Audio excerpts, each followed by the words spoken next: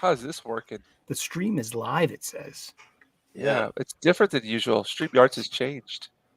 We're on the side. Look at that.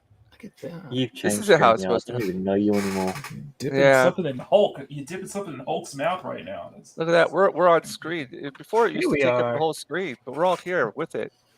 Look at that. Except for Sully. Hello. Mess with it. And the Hello. Hulk has returned back to his handsome form. And there was no sound on that either. Wow, that's amazing. Oh, that's right, because I put the sound on. Eric's Lou Ferrignoing it right now. He's gonna do that sad walk afterwards. It's when like he the leaves. opposite. When he leaves today, he's gonna do that sad walk. Hey, everybody in TV land. How's it going, guys? How's it going? We got the band back together. See, we got Grumpy. Am I the one-armed drummer? Yeah. Yeah. See, we got Grumpy from your stream. Mac. That guy is. That guy is. Welcome. Hello, everybody. Happy birthday, Sully. Why, thank you. I'm Happy old. birthday to our favorite Southie. How you doing there? Wicked Pisser Chief. It's another trip around the sun. How young are you now? 49 and holding for another second Whoa. year. No, One 51. more. 51. I thought we celebrated your 50th last year. It's like We you going did. backwards, Benjamin Button. Yeah. I want to be like Cecil. I'm be 39 next year. Hello. You don't look a day over 42. I know. It's the magic number. Yeah. Well, how's everyone doing? Good to see you. Yeah, it's been a while. I'm doing good. I'm right now. I'm just job hunting. After Whoever's in charge of this stream needs to be fired. I tell you what. Oh, wait a second. Uh-oh. Yeah, blame the guy. Wonder why everybody's looking at you. yeah. Blame the guy with the orange beard. Yeah, he should be. Totally, I agree. I my beard got caught in some like chicken fence wire, and I just haven't been able to get out of it till now. Mm-hmm. But I'm okay. Been there.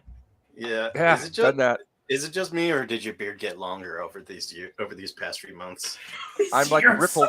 Yes. That's what's been like. It's been weird. Ripple Van Winkle, Rip Van Winkle, or something like Ripple Van. That's Ripperverse Van Winkle. Ripperverse Van Winkle. Trademark that. I I sent the link to Gary Beekler, but he's at a football game. I saw. He doesn't stream on I'll be Sundays, like, dude. you son of a bitch. Speaking about, he never got back to me anyway, so that's fine. Speaking about Ripperverse, did anybody see the Alpha Core trailer? Nah, I did, and as much as I love Eric July and what he's doing, he really needs to get some professional voice actors. Mm-hmm. It was just very amateurish to me, but I know it's just to promote the comic book, but I mean,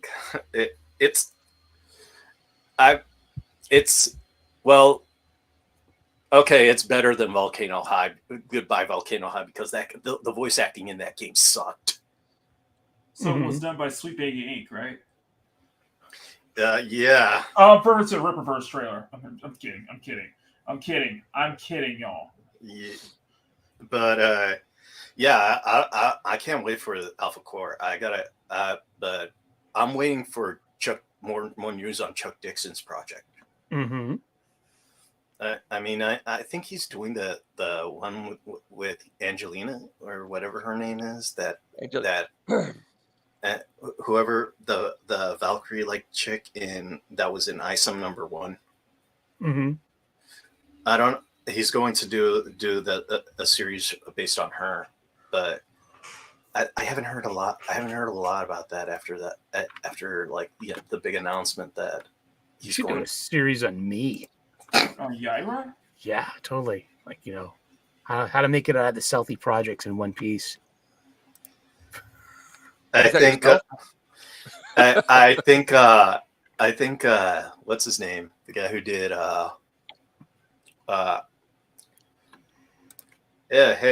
Hail Ruben Christopher. Hey, hello. Hail there. And Captain Phantom Nerd as well. How you doing? I think who's the guy that did Jawbreakers? That is Richard C. Meyer. Richard C. Meyer. Yeah, I think he already did how to get out of Southie when he did the Book of No. Mm-hmm. Anybody remember that one? No. No, No. no, I do not. Step 1, don't be Southie. Step 2, get out. I haven't. I'm completely out of the loop with most of what's going on with the Rippaverse. Mm-hmm. I haven't read any of them. I don't know what's going on pretty much. Yeah. But have you guys? I've only read Isom #1. I know that Megan from Noob Reviews, she read both Isom books. Mm-hmm. Oh, okay. And she did a in-depth review on both of them. So, but I haven't been able to get the second one yet. So, and Mr. Sorry, go ahead. No, go ahead. You go ahead. I was just going to ask Grant. Grant, are you there? Yo. Oh, what do you like about Isom? What was your favorite part? What's your favorite part? What's your favorite part of Isom? Yeah. Oh no, I didn't. I just bought it, and I joined the cult. I didn't read any of it. I just bought the t-shirts and that. I gotta read. I didn't end up buying the second. I didn't end up buying the Isom 2 or Apple Core. It's just the shipping is it's a killer. Yeah, it's true. Yeah. Well, if you look, $70 plus dollars. For the shipping. Yeah, I'm just like, well, I know he's going to bring out a big set at some stage, so just like, if I really get into the comics, I don't want to be waiting 2 years in between. You're gonna get spoiled on it first. Yeah, but one of the things is why don't you buy the digital copies if shipping is such a hassle? Because you want to have something physical. Yeah, like, I literally just bought the Last Ronin, the hardback for that. I got that on my bookshelf right now. Yeah. I'm buying that right now. It's being re-released weekly in an oversized reprint, and I'm catching up on that. I saw the director's cut. I saw that they had the director's cut at my local comic book store too. Yeah, that's what I'm picking up on now. So I'm really happy. 276 pages of glory. Beautiful stuff. And it's great because it fits in with the Mirage continuity. I couldn't care less about the IDW continuity. We scared James off again. Jeez. Way to go, Mac. Jeez. Come on. Why are you blaming me? Because. Well, you didn't stop him. It's your fault. You know what he's like. Just kidding. Uh-oh. There we go. And then I told James, oh, shh. This is what I got recently. Ooh, yes. That's good. Oh, yeah, it's really done. It's very, very, very cool. Screen yourself. Beautiful. Yeah. Rini does a good job with her art. It's really, really good quality too. The paper stock, the binding, everything. It's done really professional. Quality stuff. Is that two? Quality? Yeah. Yes, it's the second one. Okay, 2 is better than 1, I think. Yeah. I haven't read it yet. I haven't read any of it. Like Back to the Future? I got it. Back to the Future 2 is better than 1, right? Really? Yeah. I just I say that. Hey, a face reveal. Holy shit. Oh. Holy crap, Marky, you're black? Dude. No, I haven't been able to. Sorry, I haven't been keeping up with ISOM. This is the last couple things I backed. I just got like a couple weeks ago. First one I got here. If you want to blow my screen up, this is a. This is one of my favorite artists. One of my favorite artists. So I got his art book. So I'm very happy. I haven't opened it yet. Also with a special print on top of that, and then. I got this big ass box here from Iconic here, and that is what is it? Oh yeah, it is. Yep, here it is. Here it is. Argathena? It is it's Common America. It's an volume 8 and the omnibus. So this is volume 8, and this is a volume 8 hardcover. And this is the omnibus. So I can see where you get your inspiration from. No, I was Oh. a big fan of it's Tim Lim, those guys at Iconic, they do such amazing stuff, and Common America has been such a big became very popular in the indie space. So I was like, I had to get the because omnibus for it. it's just straight up parody. Yeah, because I got volumes 1 through 6 plus the omnibus so far, so I'm able to be fully caught up. The last book that I backed was volume 2 of Blade Devil, which I will looking forward to doing that one next year. That's by Raging Golden Eagle, and I will get to Alpha Core once I get paid. I do have. Let me see. I don't know if I could. Let me see if I could find it. Hang on 1 second. 1 second. Let me go find myself. Indeed. Very nice. I just bought Arc Athena 4, so I'm expecting a package from Iconic any second now. Hello. Hey there. Hi, everybody. I saw you. How I are saw you? you. I saw your review of. I saw your latest review about that Star Wars comic. Oh, the Peach Momoko one? Yes, Yeah. please. Thank you. It was interesting. It's Yeah. confounding. Kind of reminds me of Okay, like and I do have. I actually ended up getting multiple versions, but I do got 2 covers of. Nice. You got I- PVS's cover. Item number. Yeah, I got both covers here. Nice. I wonder if EBS will be working with Rippa anymore. If Ripper wants to pay him, Salu. Salu. I don't really care, really. Yeah, same I here. don't care about this internal drama bullshit. I just support Yeah. whatever I want to support. Yeah. And Yeah. I support a lot of There's books, drama? so First I'm hearing about it. yeah. I just don't pay attention anymore. Yeah. So I don't Hey. pay attention. Yeah, that's why I don't give a I try damn not anymore. to, I just back. like- I At just least- back whatever I want to back. Look, at least they're not they're not online on they're not on Twitter begging people to buy their comic like that guy who did Green Lantern did. Or like Oh, me. yeah. Tim Sheridan. Thank you. Tim, fuck you, Sheridan. I like Sully's theory that it's all, what is it, the wrestling, your wrestling angle about it all. Uh-huh. Yeah, it's all kayfabe, man. Yeah. It's all just like faces and heels, man. Yeah. I'll be right back. Hold on 1 second. I'll be Heard. right back. I mean, I hope he's got some heroin for that coffee. That will really perk him up. Indeed. the thing is, I don't really like. All right, going back to like Alan Scott Green Lantern. Yeah. I don't really like this way that the direction they've been going at.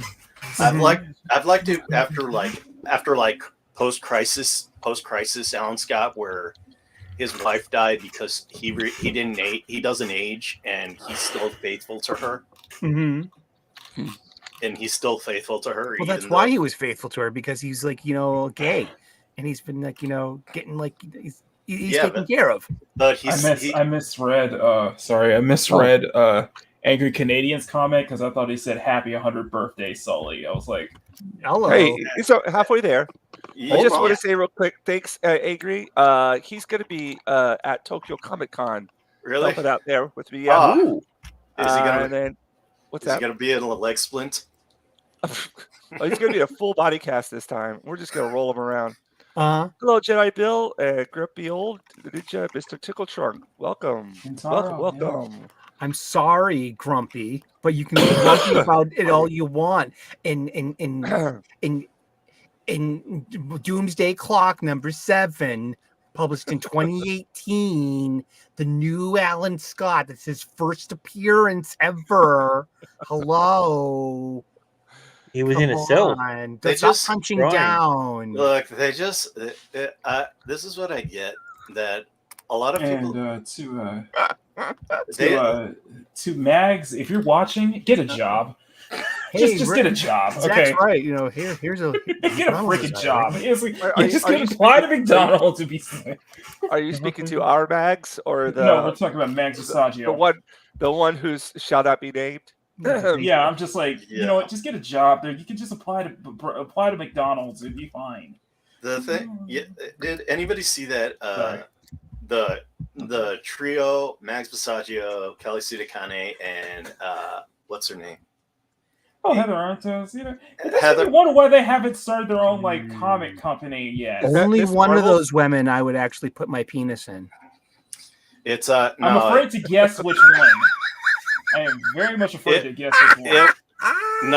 it was this I'm week. afraid to guess. This week it was it was Gail. It was Heather Antos, Gail Simone, and Kelly Sudakane. They were all attacking fans because they didn't go see the Marvels. And I'm just saying, get a book. Listen. Just get those three plus Vita Ayala, Danny Lore, and Alex DeCampi, and just start your own company. Just start your own company And see what happens. and don't forget You can sell books. and don't forget Alyssa Wong. And Alyssa Wong too. Yeah, just get them all together. And 'cause I feel Alyssa like Milano, while you're at it, just put Alyssa Milano. And Yeah. Just call the company the Whisper Network. That's clever. Like you remember, like last month or in September, you remember like the Rainbow Con, how they said like how Alyssa Wong was saying how Deadpool was outselling, but I actually think that was the Rob Liefeld Deadpool that was selling, not hers. Hers can barely even hit the top 100. Is she still making that? Is that still coming Yeah. out? Yes. I haven't seen Yeah. that. She's still making Deadpool. And It's terrible. Yeah. I'm unfortunately reading. I get a pirate chest of digital comic books every week, and I get the Marvel. One more. Hmm? Sorry, I forgot one more. Tim Sweeney. Oh yeah. Just all join together, you know. Yeah. Also, Tim, how's that coming out? Right? Oh wait, I probably need to check to see if I'm blocked. Mariko Tamaki. Sorry, Eric. Sorry. Don't forget Mariko Tamaki. Sorry, Eric. I know that That's hit cool. I know that hit a person. I saw that entire thread you made. I know that hit a personal note with you. So sorry about that. Don't forget Mariko Tamaki. She did Who's a good that? job on that Supergirl one shot. I bought that for my best friend's 14-year-old. I thought Yes. that was a nice issue for a girl. You know what I mean? So I got that specifically for the audience it was made for. Yeah. And Yeah. she's an only child. She's blonde, and there was a panel where Zor-El is comforting Kara after she loses a race, and she's struggling with it. Like, I was supposed to win, and I messed up. And it just reminded me of my best friend Peter with his daughter. And I was like, and I kind of pointed out to him. I was like, look, see this panel Is here? there This is- aliens? Wow! Oh. Wow! Dude. Waka. That I also bought It's Jeff, the Jeff verse #1. That was because it was cute and it was fun. And again, I bought it for my 14-year-old niece. You know, I don't have any brothers or sisters, so these kids are the closest thing I have to having nephews and nieces. I thought you were going to say girl child. Yeah. I know that feeling, Eric. I know that feeling. Hey yo. This is a little set that What I you got? picked up here recently. VD. Next. uh Simon Beisley, like a mother. Yeah, There you go. He comes to Boston every year, man. dude, this guy's artwork is my top 10. Yeah, It's he's fucking awesome. outrageous. And I got this on here in Japan, and there was a little freebie here in the middle. Look at this. The guy threw like a Yeah. man. Japanese poster for Batman Robin. little flyer, yeah. You know what? Batman I reckon that Forever, movie's going to sorry. be a hit. Oh yes, Yeah. definitely. It's the car. Chicks in the car. I do like Forever. Like, I really do. Like, it's better than Batman and it Robin. is. Yes. That one and this one. Isn't that, have you read it? Yeah. It's impressive. I liked it a lot. Yeah, it's the reason I got hooked up with the information about it is I was watching David Finch's live stream, and he did one of the variant covers for it, Nice. and then he started like promoting it. And I was like, "Ooh, I got to get that!" It just so happened they had it here in Japan. There's a 1 in lucky. 100 Paul Pope variant cover. I mean, Really? I would fucking kill for that. You guys heard it here. Sully would kill. Wicked. Yes. That is very wicked. Wicked pista. What was I gonna say? So you're going to Tokyo next week? Is that next week or? No, I'm going to Okinawa next week. Okay, Oh shit, it's next week, isn't it? it is. You got to get ready. Yes, it is. I've been doing so much work; it's not even funny. So there won't be a show next week, right? Or the week after that, because I'm in Ah. Okinawa next week, and then Tokyo the week after that. So you 2 weeks in a row. You're gonna be. Yeah, but so I'm wondering how it's going to be because I knew this was going to happen. That Japan. You're going to be going from prefecture to prefecture. Well, I'm hoping that they increase the number of Comic Cons they have here, because I think a lot of the artists have caught on that Japanese people pay money to artists, and they like comic book artists, like comic artists, not just manga stuff. And so this time around for the Artist Alley in Tokyo, we've got twice the number of people that we did last year. I'm not kidding. That's awesome. So I'm wondering, last year I think we had close to 70,000 people. I'm thinking it's going to be, I don't know, if we have 100,000, I wouldn't be surprised at all. But that's okay because they're short of people and they can fit more of them people in there.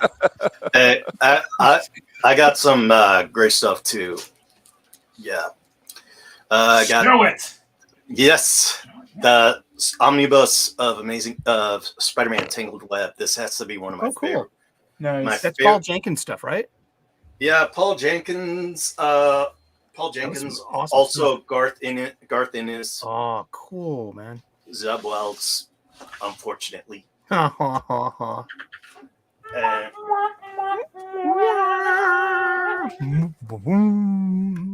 The entire run, the complete Frank Miller run of Spectacular Spider-Man. Oh, cool. Nice. And let's see, this one shot, really cool. Amazing Spider-Man, Spirits of the Earth. Very awesome, very cool. The art is just incredible, and you see the type of details that are in this book. Mm-hmm. Was that Sienkiewicz? Charles Vess, and let me see who did the art. Uh-huh. Charles Vess did the writing. Oh wait, it was Charles Vess that did both the art and the writing. Nice. And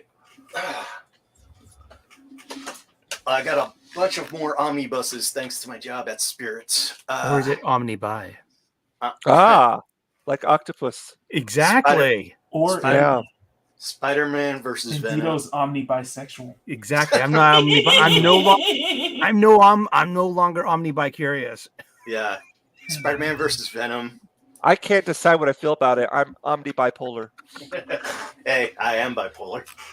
All right. There you go. Hey, that's an antediluvian, condition. They don't say that anymore. Yeah. Also got the whole Frank Miller, the Frank Miller one. And David Michelin and Frank and Todd Just mean McFarlane. Michelini? Yeah, That David one too.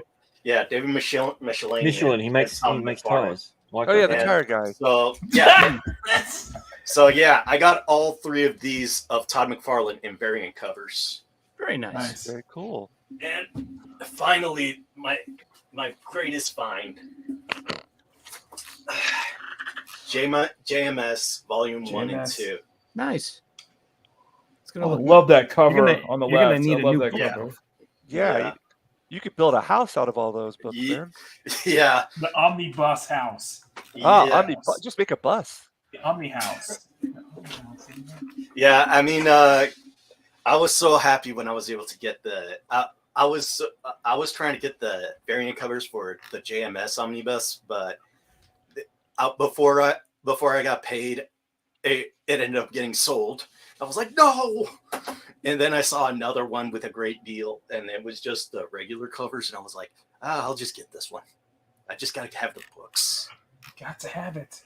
Yeah, I mean, JMS is such a great writer. It's such a great writer, and it's good to see him back in doing comic books again. Mm-hmm. And I mean, I hope he does what he did with Spider-Man to Captain America, because after all the last writers. Wait! You mean to tell me that race hustling bigot is off Captain America now? Yeah, it's JMS who's doing it. Oh, thank God. Thank God. Fuck him. Sorry, fuck Coates. Ta-Nehisi Coates was out before he. Sorry. Ta-Nehisi Coates was out. Isn't he supposed to be? Isn't he supposed to be writing a Superman movie that's never happening? Yeah, but Ta-Nehisi Coates was out like in 2020. Oh, okay. Yeah, they did like this whole 2-year span of Captain America at a community college, and it was just so stupid. Fuck. It was just. What was he trying to earn credits? What's going on here? He was actually taking art classes, and then he was. It was just like the whole thing was like the writers. Oh, for Christ's sake! Take that. Ew! Is that AI?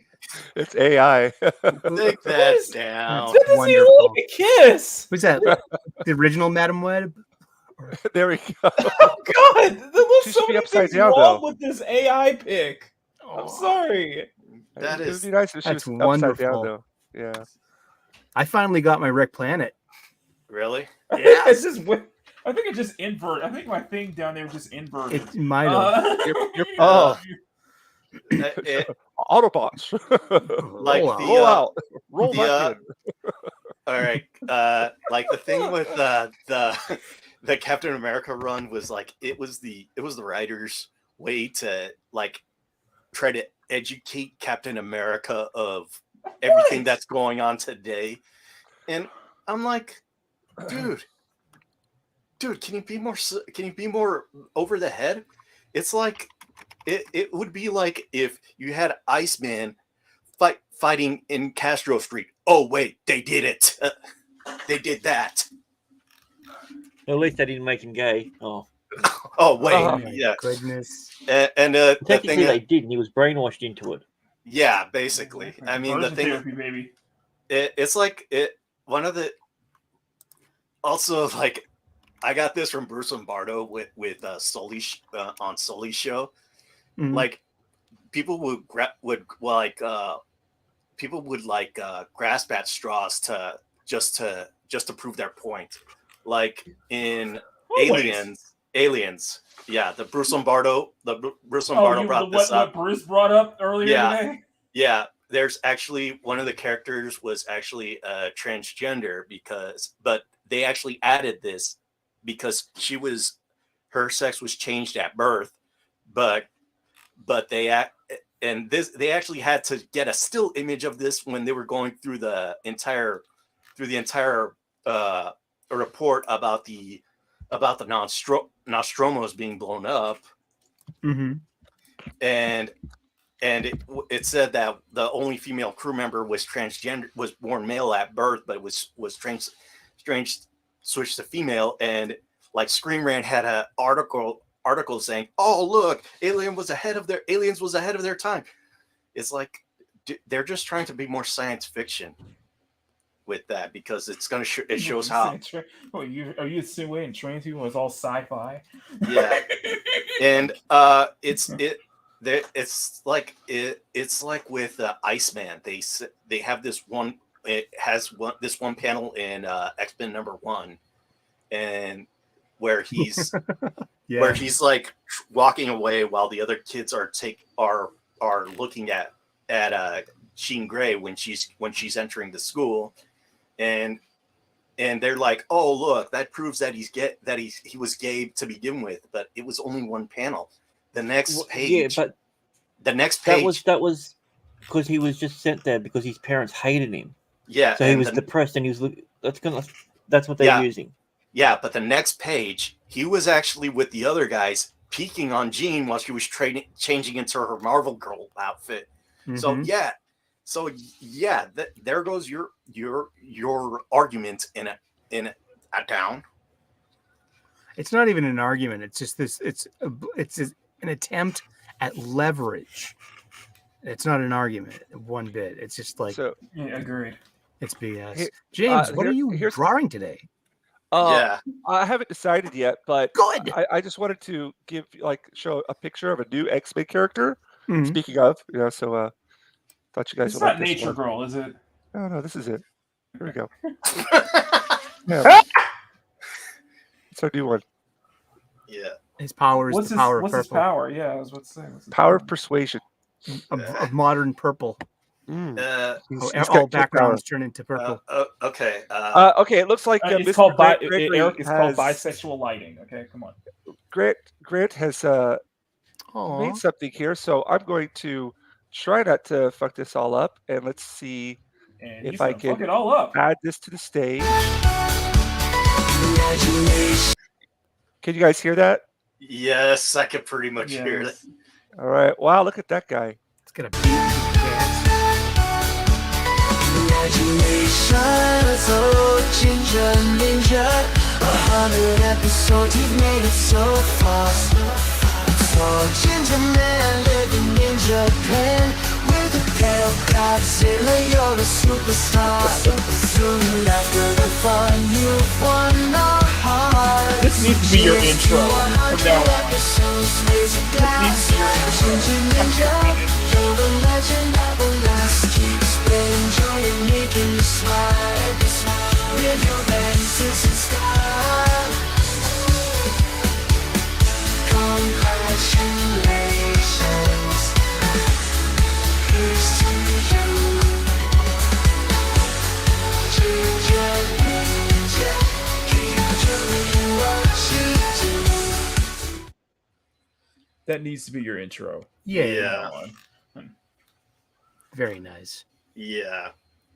Indeed. That was great. That was great, Mr. That was great. Gregory. Who Way to sang go. that? Wicked Pissa. So, I anyway, can't hear you, buddy. You're muted.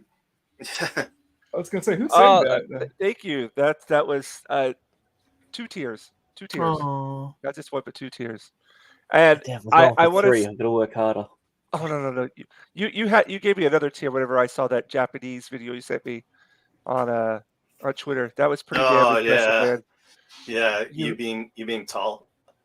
Yeah, that's you're surpassed my level. Yeah. Love it, man. Thank you, Grant. That was beautiful. It's beautiful. Ooh, buddy. Woohoo! 100 episodes. How long have we been doing this for? Hell if I know. Well, at least with 100 episodes, I reckon. With the whole gang, guess with so. the whole gang, like over a year now.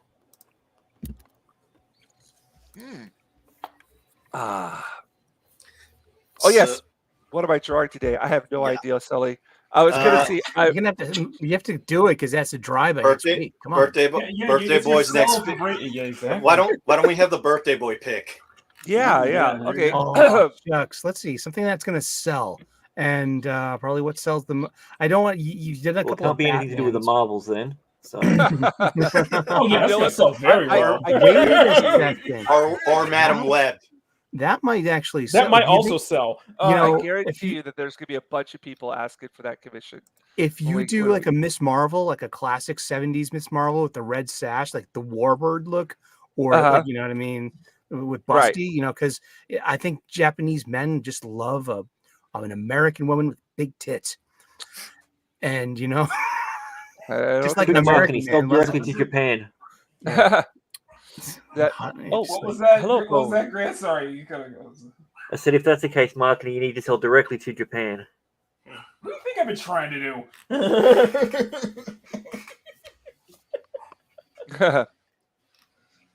Yeah, that could be the old sorry, Miss like Marvel, the 70s right? look is cute. I like the 70s look, but that Warbird look is just classic. Yeah. You know what I mean? Yeah. The black outfit with the lightning bolt, the red sash, Yep. thigh high boots. Yep. Long, I flowing had one of hair. those commissioned in Osaka. Nice. Somebody commissioned me to do one of those. Let's see. What else would sell? You think Rogue would sell like Savage Land Rogue? You can do be interesting. Savage Land. I would argue say Southern Belle Rogue would sell as well as Savage Land, but yeah, I would say Savage Land would probably get a bit more. I think attention. Cheesecake would sell totally. Like I mean, just like Okay, what? It's Who so are weird. you? It's so weird. Who are you, and what have you done with Sully? Invasion of the Body Snatchers. Yeah. What was I going to say? Also, like Tokyo, last time that I was there, I would have to say that probably 80% of the commissions were villains. Mm. Everybody wanted villains. Mm-hmm. And then Osaka was the opposite. Everybody wanted heroes. Nice. Well, And I find that Osaka is very close in personality, like to this to America. The humor is very similar. The people, they just have a different kind of like vibe to them, whereas Mhm. Tokyo is a lot more, kind of So is there a town or city that's halfway between Tokyo and Osaka then? Because they'll probably prefer anti-heroes if that's the There you case. go. that would go. be Fukuoka, or if a native, if an English speaking person looked at it, they'd probably pronounce it "fuck you, Oka." Oh, Fukuoka. Fukuoka, yeah. Don't bring up anti-heroes because I had a heated argument with my comic book guy over the new Punisher. I mean, the whole thing is just he says like it's not Frank. I'm like it's just Diet Frank. He's like it's not Frank. And it's like it is Frank. He's just not named Frank. The whole thing, the mannerisms. What, isn't he in another dimension as Ghost Rider? Oh wait, No. that was taken from him. Another dimension. Yeah, that was an interesting run when he was the Cosmic Ghost Rider.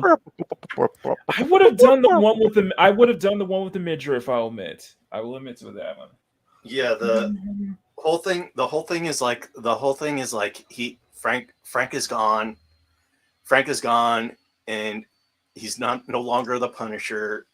This new guy takes over as the Punisher because he was framed for the murder of his family. He's a shield agent. He's like come on, he's a shield agent. Frank was a Vietnam vet. I'm like, it's still the same thing. This guy's Diet Frank.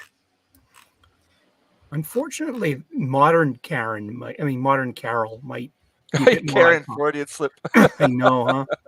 It might be a bit more iconic and like fresh for the mind for a potential customer. I mean, if you want to do a cool visual, you can have They call 3 of them. Rogue taking all of her energy out and killing her, throwing her over that bridge. You just announced how to get Mad's Mama Bear back into the MCU. Mm-hmm. Indeed. She's always every day she goes on Makani's show saying how she'll only go back into the MCU if Rogue is in there taking away Captain Marvel's powers. And I told you what my that would have been a perfect end credit scene. No, this is what. Yeah, exactly. This is my end credit scene. It's just a scene with Mrs. Marvel where Brie Larson just completely drained and falling, and then before it cuts, all you see is a blatant ass shot with a yellow and green spandex, and it's like it's Rogue. It's like that's would have been the perfect way to end it. The perfect end credit scene right there. I really like that video that you shared, Sully, about the whole. What was that? The young lady's video that you shared about her reaction to the MCU and how she's kind of gone. Oh, that's my friend Jester Bell. That's Teresa Campagna. She's really good. I've a panel guest with her over on Wes is Thinking Critical a few times. She's she's in her mid-20s, so she's refreshing to see because she's level-headed. She knows her film theory. She's a huge MCU fan, and it's like the torch has been passed. Like she's a youngin to an old person like me. So I look at Teresa and I'm like, way to go. The future is going to be fine because you got fans like you. Yeah. I think it's about, I don't know. There's a part of me that's trying not to be too pessimistic about stuff, but I see it's obvious that it's not making money anymore. The movies aren't making money. They don't have the following that they used to have. And I wonder how that's going to impact the cards and everything. It's just that the quality has fallen. Yeah. I mean, I wanted to like She-Hulk so much because she's one of my favorite characters in the Avengers, but her show was so bad I couldn't even finish episode 2 because it was all like women are better than men. Men are just holding women back, and it's just like everything. It's like I don't even want to see. I don't even want to see it. I mean, I actually have a friend who is actually a big Black Widow fan. I met him during my time at Spirit, and I told you about this guy last time. He's actually transgender. I told you about this guy last episode, James. And yeah, but that was actually one of his pet peeves because he's a pretty cool guy. I got to know him better, and he just one of the things is that the pronouns is just one of his pet peeves. He'll just joke about it, and one of his jokes is like, just think of me as a Korean pop star, which is actually pretty funny. And like, he says that some of the things that Marvel has done, it just is just pushing away the audience. Like, we were actually talking about Vita Ayala's run on Wonder Woman, and I told him one of the Amazons was actually transgender, but they didn't say that in the comic book. They only said that in social media. And he's like, yeah, that's just bad storytelling. I totally agree with that. Writing. Yeah, and it was a shit storyline as well. Got up in front of everyone and cried. I mean, I am bi. That was its name. Like fucking hell! Like, how on the nose can you be? The one thing, and he says it would be interesting that if there was like, and I agreed with him, like if there was actually a transgender, someone who was born a woman but transitioned into a man, died heroically, and was reborn in Themyscira as an Amazon, and he or she is afraid to tell his or her sisters that he used to be a man in his mortal life, in his or her mortal life, because of Amazon's kind of like very like kind of like gender profiling with men on some during this run. They've actually got the spell on there where men can't enter. Yeah, that was the whole point, to say, because this one is transgender. Therefore, according to the laws and rules of the universe, they are technically female. Yeah, that was what the whole point of that comic run was. Yeah, and like he said, it would be a good idea if he actually went around. He would tell Diana. I actually agree. This, like, if they actually had like help tell Diana that in his past life he was a man, but now he's a woman again, and he doesn't understand. He doesn't know how to feel again, and it would be like a good story about someone struggling with transitions, but you need a good writer for that, but not these writers won't be able to do that, because to them, like, their sexuality, their gender, their religion, that's their only characteristics of that character. It's their religion. That's the problem. Yeah. If they're gonna have a character that's struggling with that own identity, make that part of the character. Make it a character that is a shapeshifter that has been doing it for so long that they don't even know what they are. They've been shapeshifting since that whole thing. They don't have no parental lineage. That way you can tell a story about a character's like gender identity, because it's literally based on what the character is. The character doesn't know. It's an actual journey.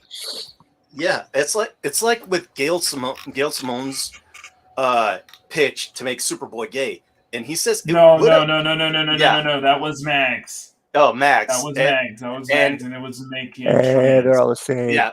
That was his Or only. make That was the only pitch. yeah, That's and the only thing and the only trait. yeah, and that was it. He says it would have been interesting if you made a clone of a superhero trans, because they're just a clone of a superhero, and they don't know their own identity, so they'll transition to get their own identity, but with someone like Mags writing it, it's going to be that being a trans person is their only characteristic. Hey guys, don't mean to butt in here real quick, but Sully's got to leave in a few minutes. Oh. So, Sully, Yes, sir. the picture that I'm going to do today, it doesn't have to be something that sells, something that you want. What is something that you like? I mean, I don't care if it sells or not. It's just me practicing drawing, having fun. Well, like, you know what I mean. My favorite stuff of yours is like your landscapes, the Van Gogh stuff that looks like it's a cross between like Japanese, mountains and sea, with that Van Gogh, roughness and texture. Right. You know what I'm talking about? It's like I got you. You had that one really good one of Rivendell. That was just that looked very Van Gogh, and it was like I was very impressed with that, and or that Rocket Raccoon that you had, that I call shooty gun. It looks like Starry Night with the muzzle flash, and it was really nice. That was a commission you did, and well, I could work like on an oil size painting like that, this size, or something a little bit larger today. If you have a character or something in mind, I'd be happy to work on it. Let's see. Anything's fine. I'm not really sure, to be honest. What's the first thing that came to mind? It was electric, like a Savage Land Rogue with the Savage Land in the background, like a mountain or that volcano, or like Oh yeah. So some right. But that might be. Yeah, let's look that up. Just. I've been wanting to practice drawing the ladies, because a lot of my pictures I do like like Wolverine, Daredevil, Spider-Man, and stuff. So I need to do that, get that practice.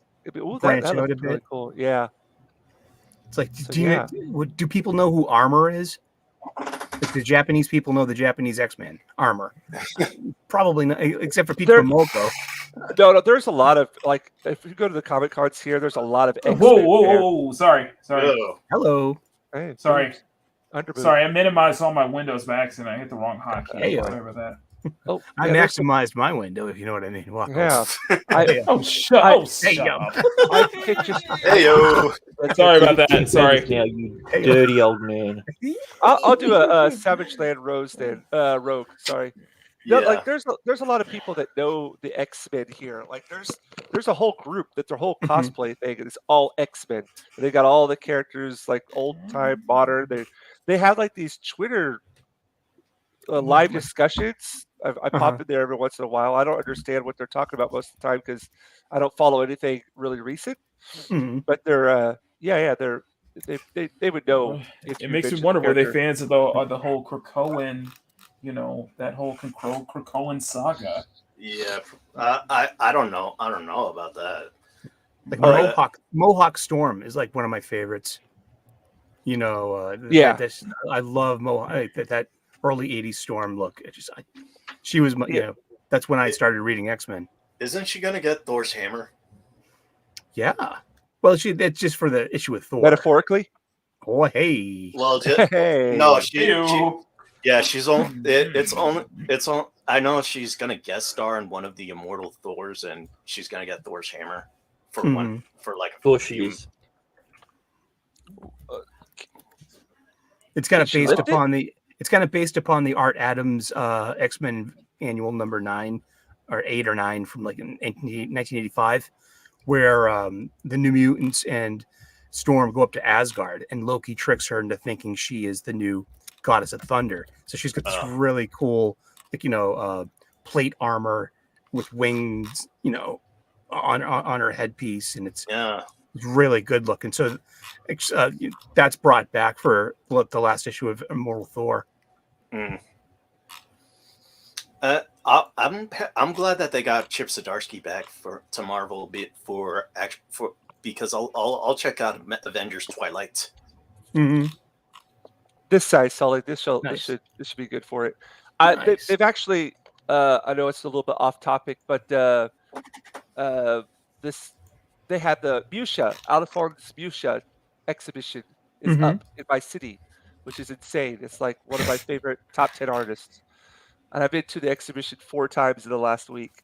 Nice. Just chilling out, checking out all the posters and the paintings, and just get some inspiration. And his female figures are, perfection. So that'll be some good inspiration for this picture. Nice. So I'll do Rogue Savage Land. Or also that? Look up for some if you want to get some one of my favorite depictors of the female form is the Italian artist Milo Manara, and he did he did X-Women, and he did Chris Claremont, and he did this one shot, and it's just Milo Manara he did all the female X-Men on one team, like doing and they're in bikinis and then they're in uniforms. It's fucking amazing. It's because I love Manara. I mean, I just can't get enough of his stuff. Manara is the one that they went after for that Spider-Woman. Yeah, the Spider-Woman, the famous, that was just so stupid. Just for those who don't know, I'm just saying. Hey, you're objectifying. Oh my goodness. Hey, well, they went after him and Frank. Yeah, they went him and Frank's show at the time. Frank show's nice. Frank shows because they use the image of that chick with her legs spread open, the dress hanging down, as look at the way he's doing a sexualizing. Yeah, of course he was sexualizing, and he's like, that's why it sells. Yeah, I mean they don't bat an eye when we're talking about Milo Manara. Come on. I mean they don't bat an eye when it has gratuitous close-ups to Nightwing's ass. Also, the fact that you're calling him Milo Nightwing's ass is the best totally makes sense, because I've been calling him Milo all these years. I can call him. I thought about calling him Milo and Milo. Just a potato. Potato. My daughter loves that line. We use that all every time we have potatoes. We both look at each other and go potato. Potato. What does Aragorn have a second breakfast? She's into Harry Potter now. The daughter is. We watched. Oh, that's good. Yeah, we watched the second one last night. She's like, I like this one better than the first one, but she says that about all movies. Chamber of Secrets. Hey, my bro brought his 14-year-old to go see the new Hunger Games, and she effing loved it. Really? So this is a movie made for girls. So there's one out there for daddy daughter movie night. I mean, there at least that's a feather in Rachel Zegler's cap. Mm-hmm. And she's gonna need all the feathers she could get. Stuff a pillow. I put a picture in the private chat.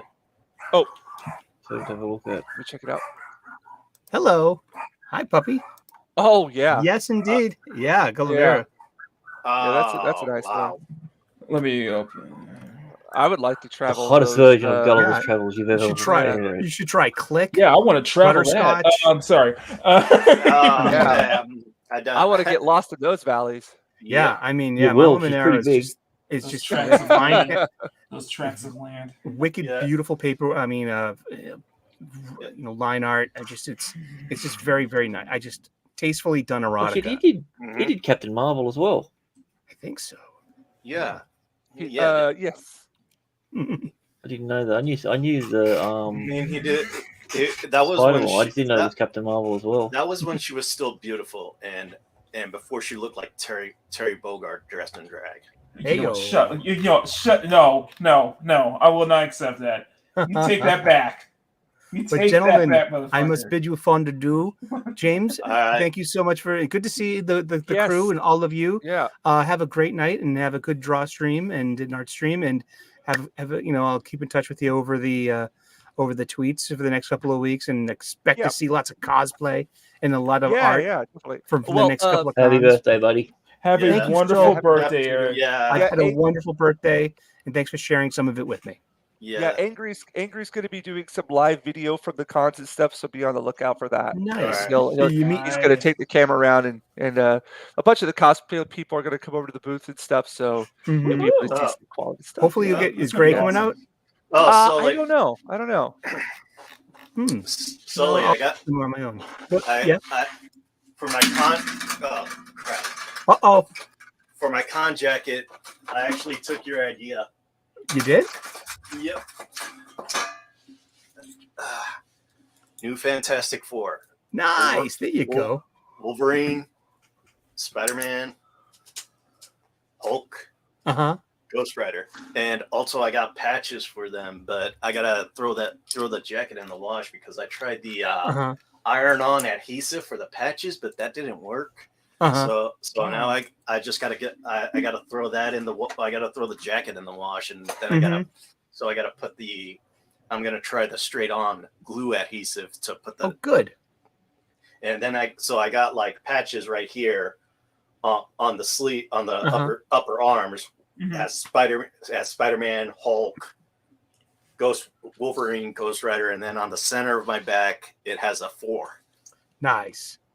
That's wicked pizza, dude.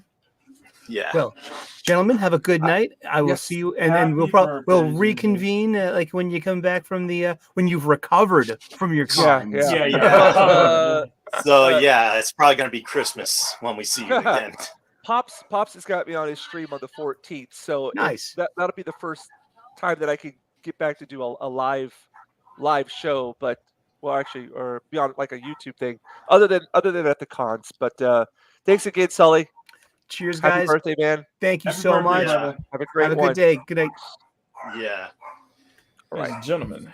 The birthday boy himself. We are. Yeah, he has left the building. Oh, God damn those dogs. All right. I'm going to get this set up here real quick. Yeah. Oh, boy. I've got like this whole gigantic transformer rotating station thing going on here. It's a little bit get it all set up.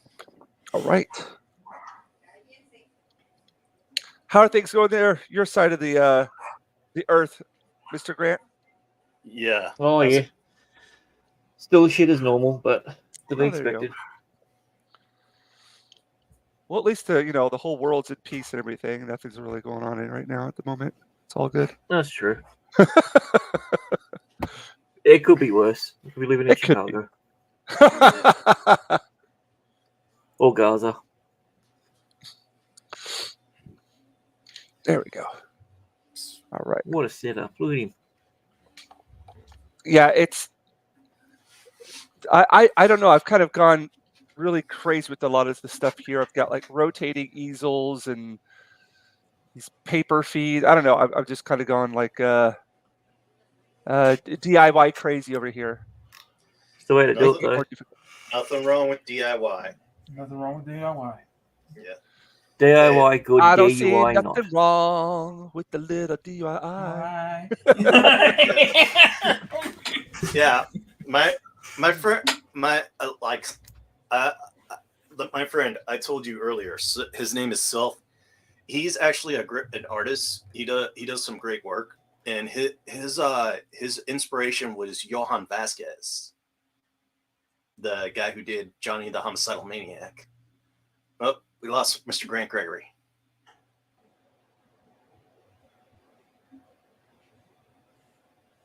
Hello, everyone. It's like it's Yeah. just me and Bandito holding the fort down, I guess. What happened to Mr. Grant Gregory? I mean, what happened to Jinja? It's just like a disappearance. Well, Jinja is Jinja's setting up his stream. Like, that's a good thing to just kind of outline this thing if I want to get this all done in time. What? All right. Crap. Okay, and yeah, it's us two now. Yeah, I got my stepmom's telling me to watch the dog while her and my dad go out, Okay. Yeah. and they're going to be barking at everything. There's five little dogs. Uh-oh. Yep.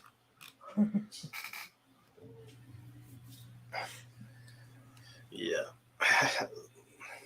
Is it all right? So we'll keep him entertained.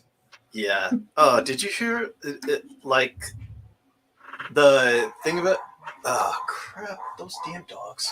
Uh-oh. All right. So, like the thing with the director of the Marvels. Nita Costa. She's talking about how it's basically misogyny and racism that are doing the same thing. I'm like, this isn't 2016.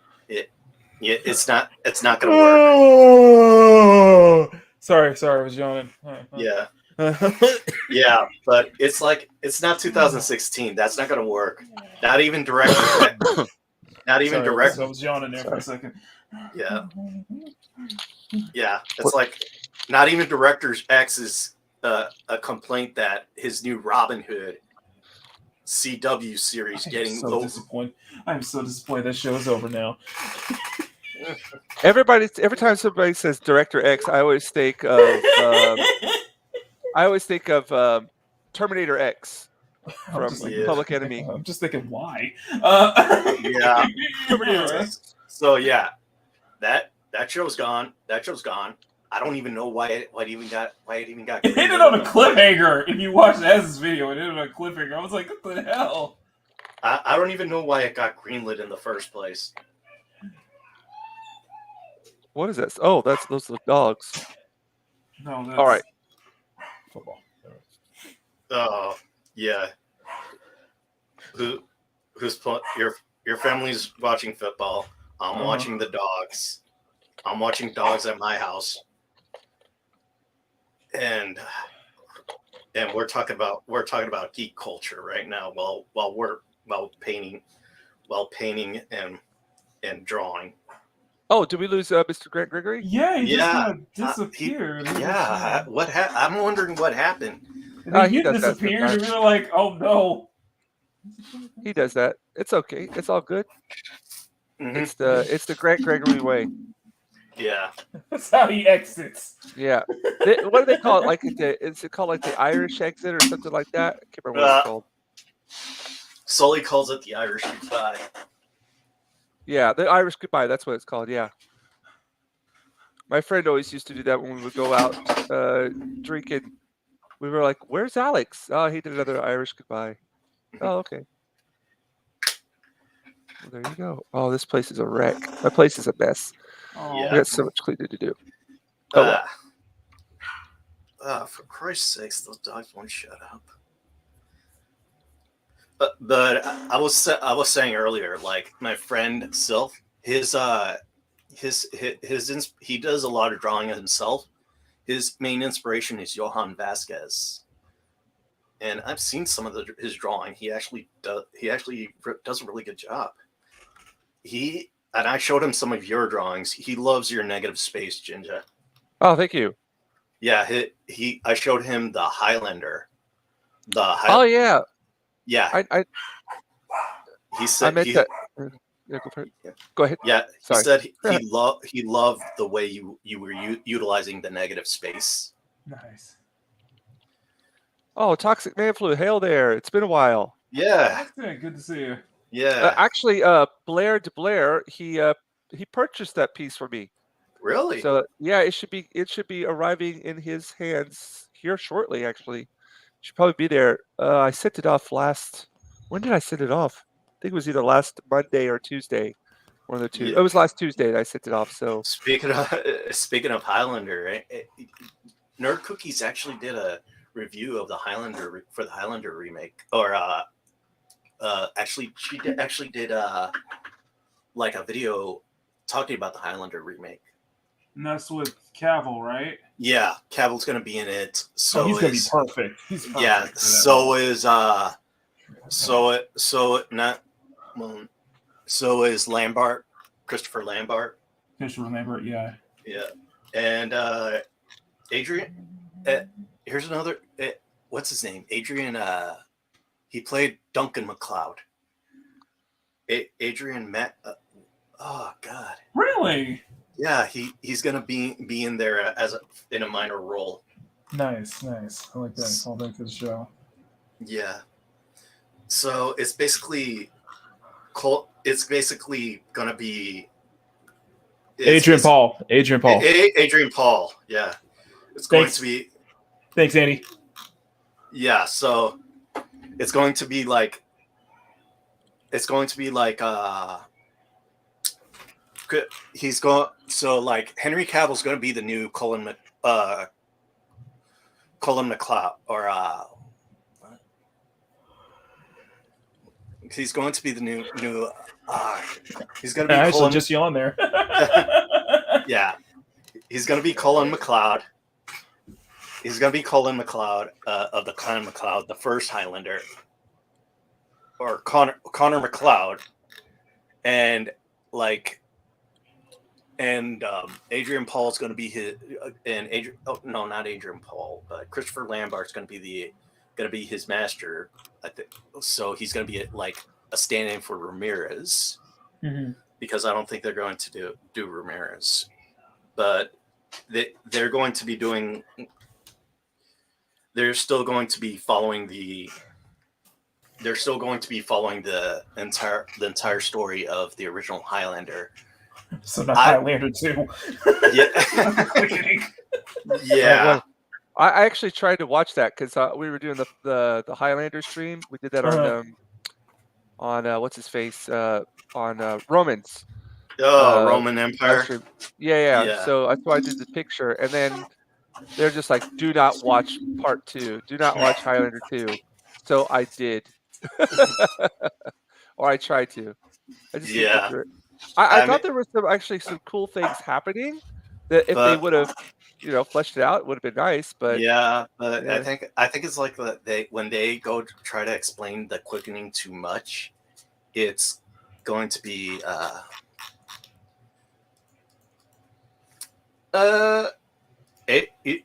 really Grumpy. You think Adrian Paul should have the Ramirez role? They were saying for the Ramirez that the guy who. Oh shoot! I can't remember the names. The villain from Highlander. That's Clancy Brown. He's the voice of Mr. Crab now, and he was the Kurgan. Right, the Kurgan. That's the one. Yeah. So I don't know who's going to play. There's still no news on who's going to play the Kurgan, and that's too big. And there's still no there's just one of the things is that they're still writing the script, so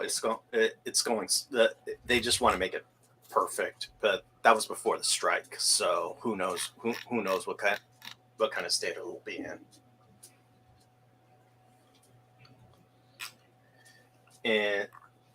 But like Henry Cavill's got a lot on his plate. He's going to be doing Highlander. He's going to be doing Warhammer. Well, it's good because that doesn't have to worry about Superman anymore. Yeah, and plus he's a fan. He's a fan of of all the most of the franchises that he's working on. Somebody's watching football. Yeah. Yeah. Sorry. And Yeah, I get that. I would get that way when I watch football. Like last season, the Raiders actually lost after they had a big lead, and now the fourth quarter they tried to get at least one more touchdown, but then they lost it. They lost it at the last yard line. And I yelled, "Fuck!"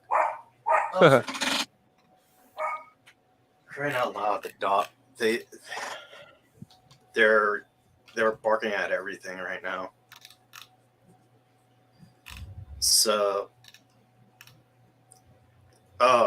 James, did you see the Madam Web trailer yet? I'll be honest, man. I'm completely out of all that stuff. I don't pay attention to anything Marvel, DC, Marvel, Disney related at all. Zero. It's Like Sony. I've gone completely. I don't care about it anymore. I just don't have. I've gone. What is it? Completely black-pilled on it. Yeah, Empathetic. I just have zero interest in it, and I'm like, I just have zero interest in it. Instead, I'm just like concentrating on stuff that like I like the One Piece Netflix show. yeah, If you can show me that kind of dedication to your work, then I'll give you some kind of attention. But otherwise, if I just see that it's trying to preach to me from the get go, yeah, it's going to get zero interest from me. I have just none. I'm like out of it. yeah. I Yeah, mean, just out of it completely. I actually did. I actually watched Netflix. I actually watched Castlevania Nocturne, and like I wanted to see what if it was as bad as as everybody says it was, and yes, it was. It was completely terrible, and it's not because of the set pieces or the action scenes. It's because of the characters that like the new character Maria, the new character of what's her name? Hang on.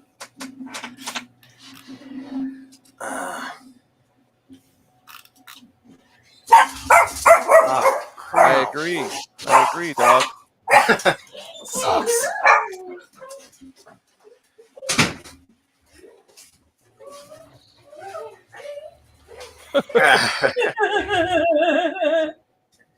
Yeah, my sister just walked in from work.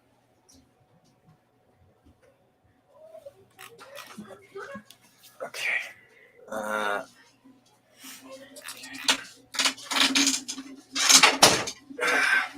What are you working on there, Mackie? Okay, so I'm working on the final of the 4 characters for the Disney live-action reboot of Mocking Live. I'm kidding. No, but for real, we are starting Mocking Live with a fresh, clean slate, no more seasonal format, and I'm basically redrawing all 4. And I said 4 because I'm bringing a 4th character on. But the last one is of Bubblegum, and I am in the process of trying to get the line work done. Briefly, what I do is now, when I was doing it with Skyla this last week, was that I'm just rough outlining it first, and then I'm going to go back in and just clean everything up. Instead of trying to properly outline it, properly do an outline, and then have to go in, adjust the anatomy, and then add the details later. I was like, no, let's just do a very rough outline in the line art layer, and then we'll go back in and clean everything up as we go along. Cleaning up in detail as we go along. That's kind of me. I think it's a better workflow for me. Yeah, I've been on a crazy thing because arts I've been kind of emulating. I've been styling more manhwa, which is Korean. Korean manga. Yeah, I've been going for more of a Korean manga style with all 4 girl seats recently. So, and that seems to really resonate well too. Mm-hmm. I might stick with it. It's been a flood, and I'll try to get this wheel here because I'm I go with Escape because last time I've drawn Kiki's skateboard deck before. I haven't touched it. I've been in such a long time. Let me see if I can. No, that's not what I want. That's not what I want. Let's do this then. You. Yeah, low specs. Yeah, what's up, low spec? No spec.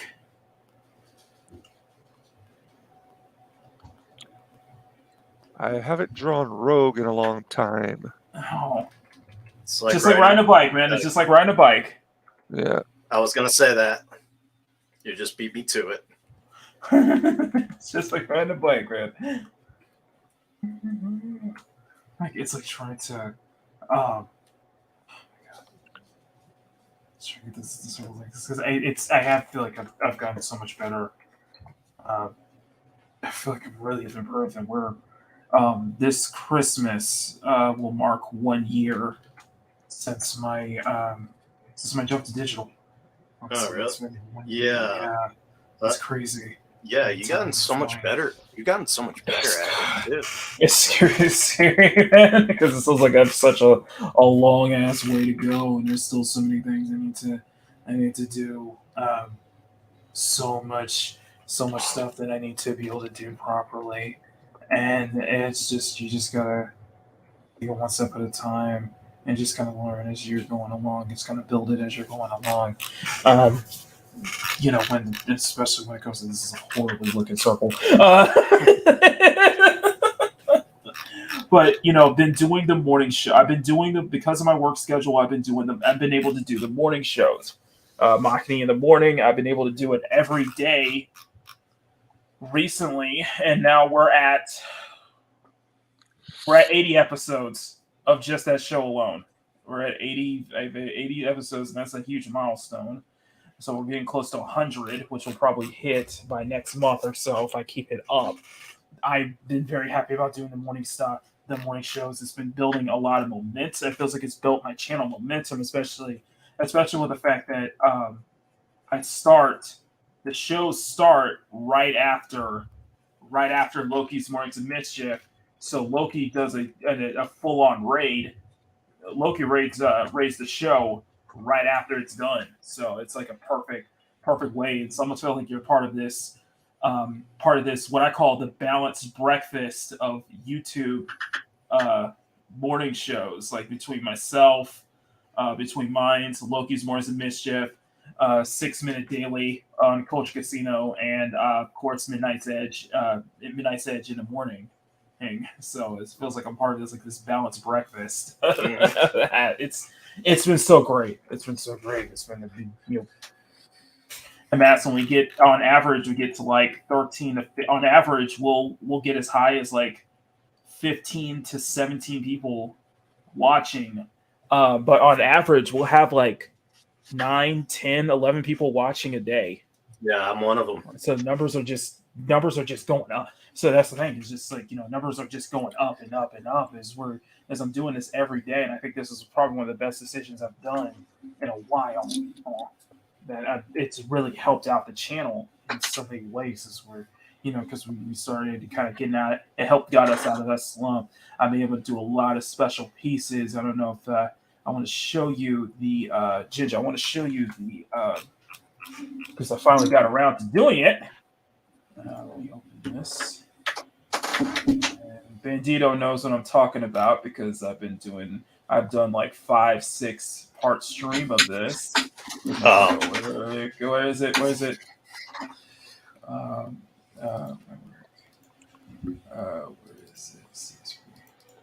And right here. Just gotta wait for it to load up. This is like 14, 16 hours to do. Mm. Yeah, just wait, and come on. It takes a while for it to load up, just because it's a lot. Okay, and there it is. There we go. So I did an entire Dia de Muertos illustration, and I did that as like a 5-part. Like I think it took at least 7 streams to finish it. Mm-hmm. And it was a lot, and I was able to get it done before the holiday was over. That was the best part. I finished it just before the holiday. Oh yeah, it was like so. My timing couldn't have been more perfect. More perfect, but yeah. The last day of Day of the Dead. The last day of Day of the Dead. Yeah, it was such a fun piece, and I'm so glad I did. I'm going to do it again next year. That's a guarantee because this was such a blast to do. I had so much fun, and you guys absolutely loved it. So yeah, I'll look forward to it. So yeah, I was very proud of that one too. But I know this month has been nothing but redoing all the avatars for all 4 girls for Marketing Live coming up, and to kind of answer Grumpy's question, it was more not only just about just kind of like finding a style, getting a style down, but it was more about finding a style that I can be able to do efficiently. Like a lot. Like these 4 took at least 7 hours to do. And for me, that's actually pretty quick. 6 to 7 hours is like pretty quick for me. So it's just finding what is the most efficient way to go at this. And although it is heavy reliance on really good solid line art, just kind of finding and I find a comfortable way that to make it happen, mainly because I discovered on Thursday that I think I found the proper way to be able to draw more efficiently, and that is not be so close to my tablet and let my hand, because the idea is supposed to be, and I learned this from Mark Brunette, is the idea is that you're supposed to, if you want to do long, smooth lines, you need to rest your wrist on the tablet, and you need to start you need to start drawing with your arm. You really need to start using your arm more, basically. And that's something I realized, because I'm so used to you having to rely on just using my wrist to draw everything. And what he was saying was that, like, drawing with your wrist is great for small details. For small details, it's great for that. But if you're trying to get big, long, sweeping lines like what I'm trying to do now, you need to use your arm more. You need to be able to do it in a smooth motion. So it's a lot of this has still been very much has still been a learning process for me personally, but it's been but the improvement I'm seeing is there. And from the the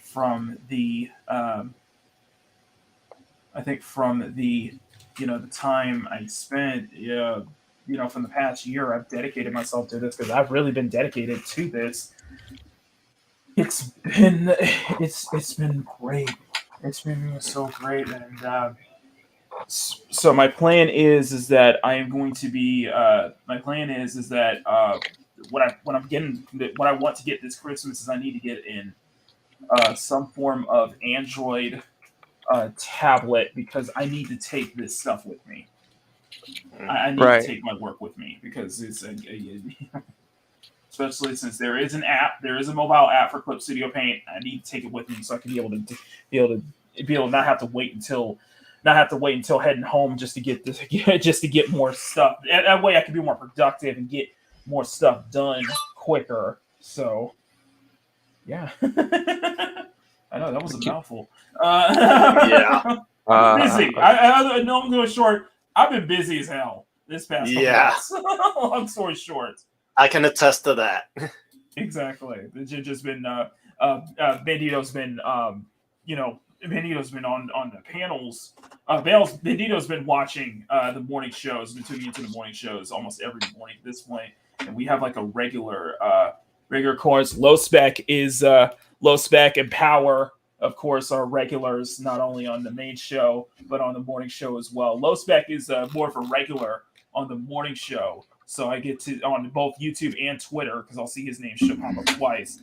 Not YouTube, Twitter. Sorry, YouTube and Rumble. Sorry, YouTube and Rumble. Oh, but yeah. I think there's some big things. There's some big things. I feel like there's some big things coming in 2024. Last Sunday, we went for 5 hours. I was talking with, we had Squeaka on, and the stream ended with me doing more talks about Midnight Rush, which is a book that I want to do, and a book that I've been, the book that I've been really just been writing for the past year and a half or so. And I made a goal that come 2024, I want to learn how to start drawing the panels out now. Like you got the pages that you seem to have most of the chapters laid down. You have an outline. Now you need to learn how to start drawing it and start laying everything down. And I know that's going to be a daunting task for me to do, especially digitally. So I might need your advice on that one, Jinja, when the time comes. Well, if anything I could do to help out. Sorry. I know there's a lot of people out there that got tons of experience that would blow me out of the water, but anything that I could do to I know I'm help going to you would ask a be. lot of people. I know that's what I can ask. No, it's always good to ask. A lot of people, that's the one of the reasons they don't go any further with their their exploits or adventures or endeavors is because they're afraid to ask. They just don't do it. So hey, anything that's on your mind that you want to ask about, let it go. Just it's just like put it out there. Yeah, I think the thing I probably want to ask you, and probably ask others, is just how did you get started just drawing the panels out, drawing the Oh comic man, panels, for me, especially I looked digitally? at I did all mine physically, but I just went and got all the comic books that I really like, and I sat down and I decided on a way that uh, uh an approach to it that I liked, and the approach to it I liked was a very simple one, and because it was my first comic, so I was like, I can't go crazy with it because this is my first one, so I want to be simple at first, and then maybe get a little bit more complex later on down the See, line. this is where I'm going to shoot myself in the foot, though, Yeah.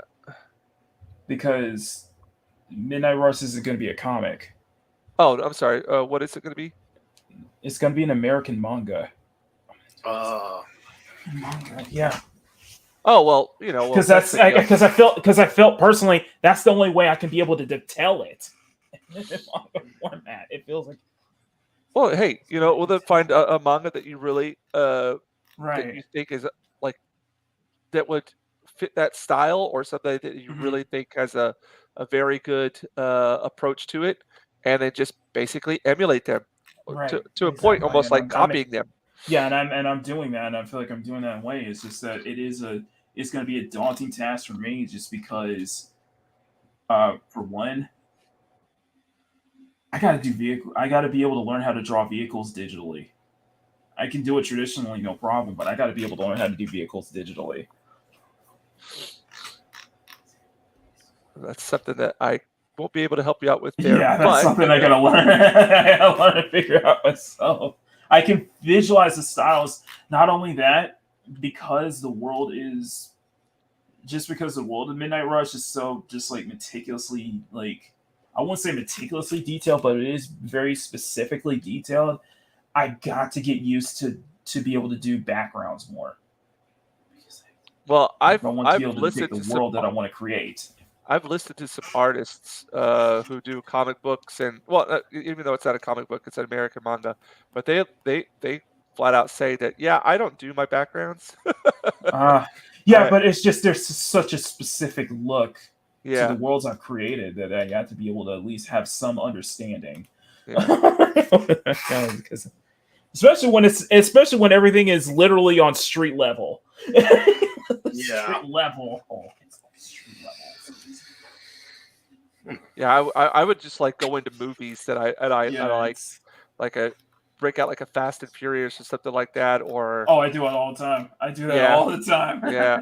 Yeah, so you can see the ambition is like really huge. So yeah. But it's just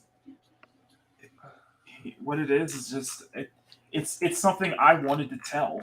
It's the only thing I wanted to tell, and something I'm passionate about. Like I've been at it for so long too, and it's just like we're coming up on 9 years since this whole like project just kind of started out as just a couple of drawings, and then it just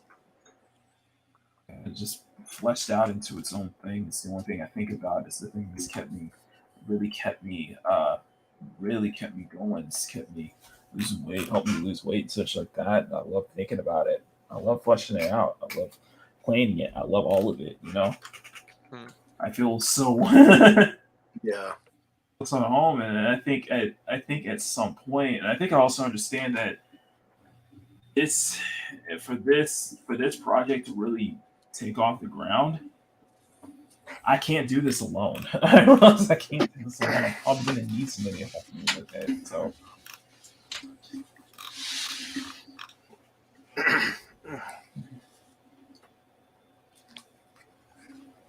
Oh, sorry. There. That's my mumbling. That's me just at work, Just guess, I'm just constantly I'm on that grind. It's You're there. on that grind, man. Thank y'all. I know you've been. Oh, whoops. What? Hello. Oh, sorry. Something. Yeah, went out you're there. here. I'm listening right now, man. Yeah. What was I gonna say? Yeah, I've take on these big endeavors, but it's what pushes you forward. Exactly. I'm actually working on these giant posters now Mm-hmm. after seeing the Musha exhibition. Nice. So I'm going to be doing a series, and this is like the first of the oil paintings I did of like this kind of style. Mm-hmm. It's going to be of the 4 sorcerers that's beautiful. of like earth, wind, fire, and water. And I didn't have the plan of doing that, but I got these reference photos from this model. I bought them off of her, and I was like, just started painting it, and then kind of came to life. So I'm going to push that and try to. So you're going full Avatar on us? Is that what it is? You're going full Avatar. Sure. I have no idea what I'm doing. I just freaking start doing stuff. Mm-hmm. And then that's what it is. This kind of comes alive. Me. Yeah, so and I've also decreased my color palette like tremendously. Mm-hmm. Right now, I'm only working with 4 colors: black, red, yellow, and white. I've cut out blue, using grays in order to get like a blue feel to it. Mm-hmm. It's fun to like kind of limit yourself and. Right. Yeah. So sometimes I learn to. I think that's what I'm trying to do right now. Is trying to keep a more. Try to work with less vibrancy and more muted. Because sometimes even with more muted and even less saturated colors can really pop. Okay. Just go check out Musha's work. And he was a master of using muted colors. Okay. Yeah. Just take a look at his work. I've gone to the exhibition 4 times. It's just nice. It's amazing. I definitely will.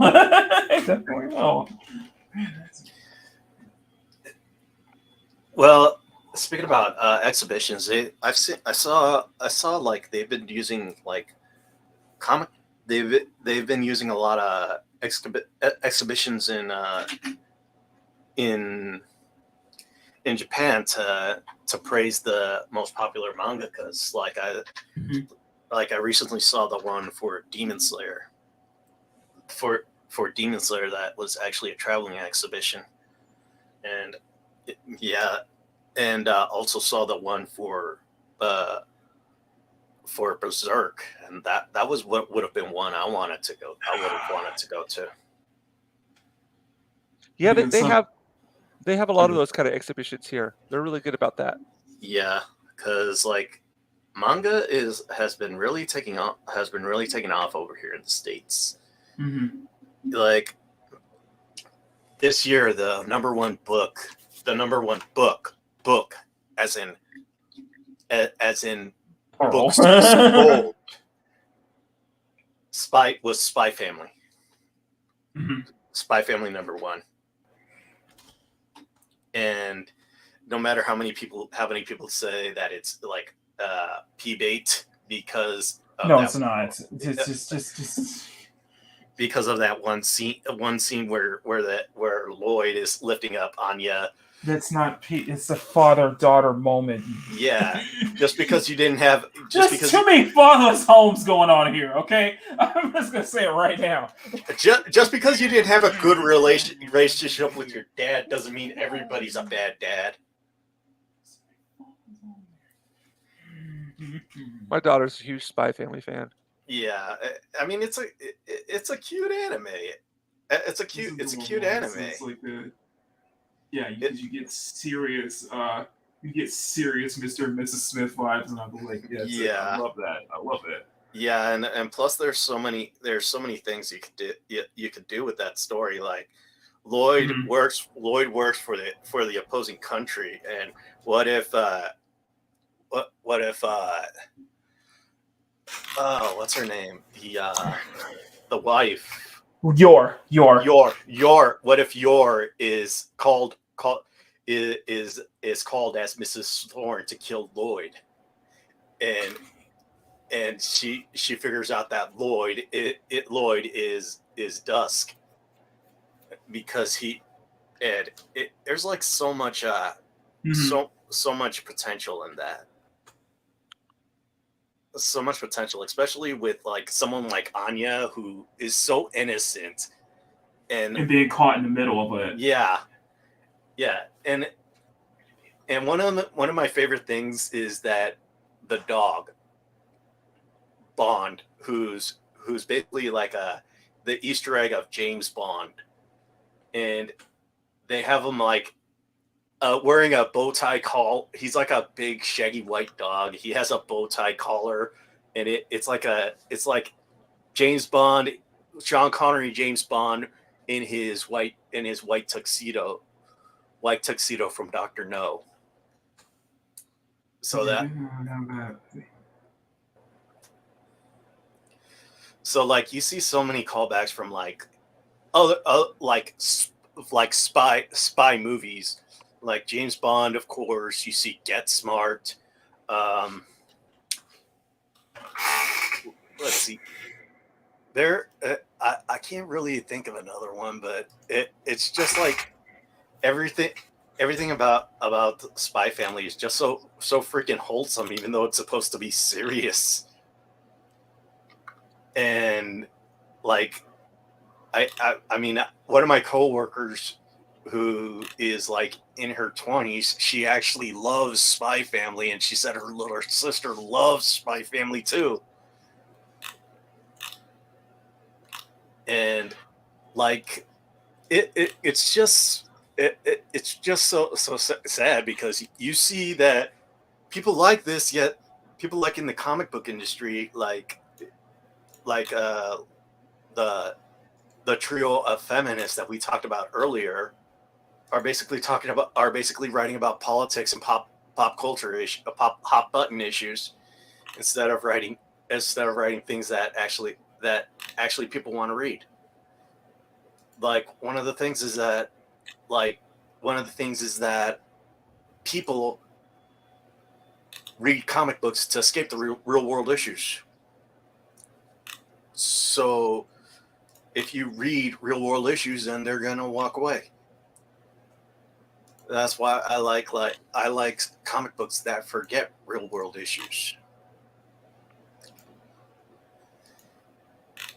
Like one of my favorite comic books is basically like was basically 30 Days of Night. Great horror comic book. Great story about survival. Just a great read for Halloween, especially if you read like it if you the especially if you read it like with like after you read that, you can read like something like Uzumaki, and you can see like the horror like horror comic books can influence from both sides of the world. Mm-hmm. So yeah, I think I like when you have like something like depicting horror, you can forget the real world. That's why I think I love Halloween so much. It's Mm-hmm. you cannot. And this is basically why I got a job at Spirit. When it's Halloween, you can forget all the world problems. You could just like this is what there was a video I saw on Expedition Theme Parks about Not Scary Farm. After the 9/11 attacks, they were afraid they were going to cancel going to cancel Not Scary Farm that year, but they decided to open it because they felt like it would be a great relief for people that year. And so when they opened it, their gates were the entire park's place sold out, and people were turned away at the gate because they want to forget what had happened, the tragedy. Well, that was the thing that was great about that was the great thing about the first Sam Raimi Spider-Man is called as like the greatest touted as the greatest post 9/11 film to see, Yeah. because that was such a big deal at the time, and that was just like such that big escape. Yeah, and I don't know. It's just that like today, when you don't want to be preached at, you want to be entertained.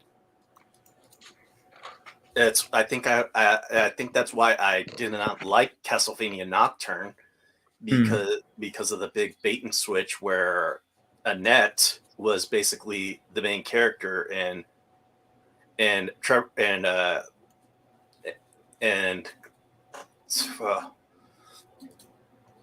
basically like the Belmont. Basically, Belmont was basically a secondary. Richter Belmont was basically a secondary character in his own story, and that's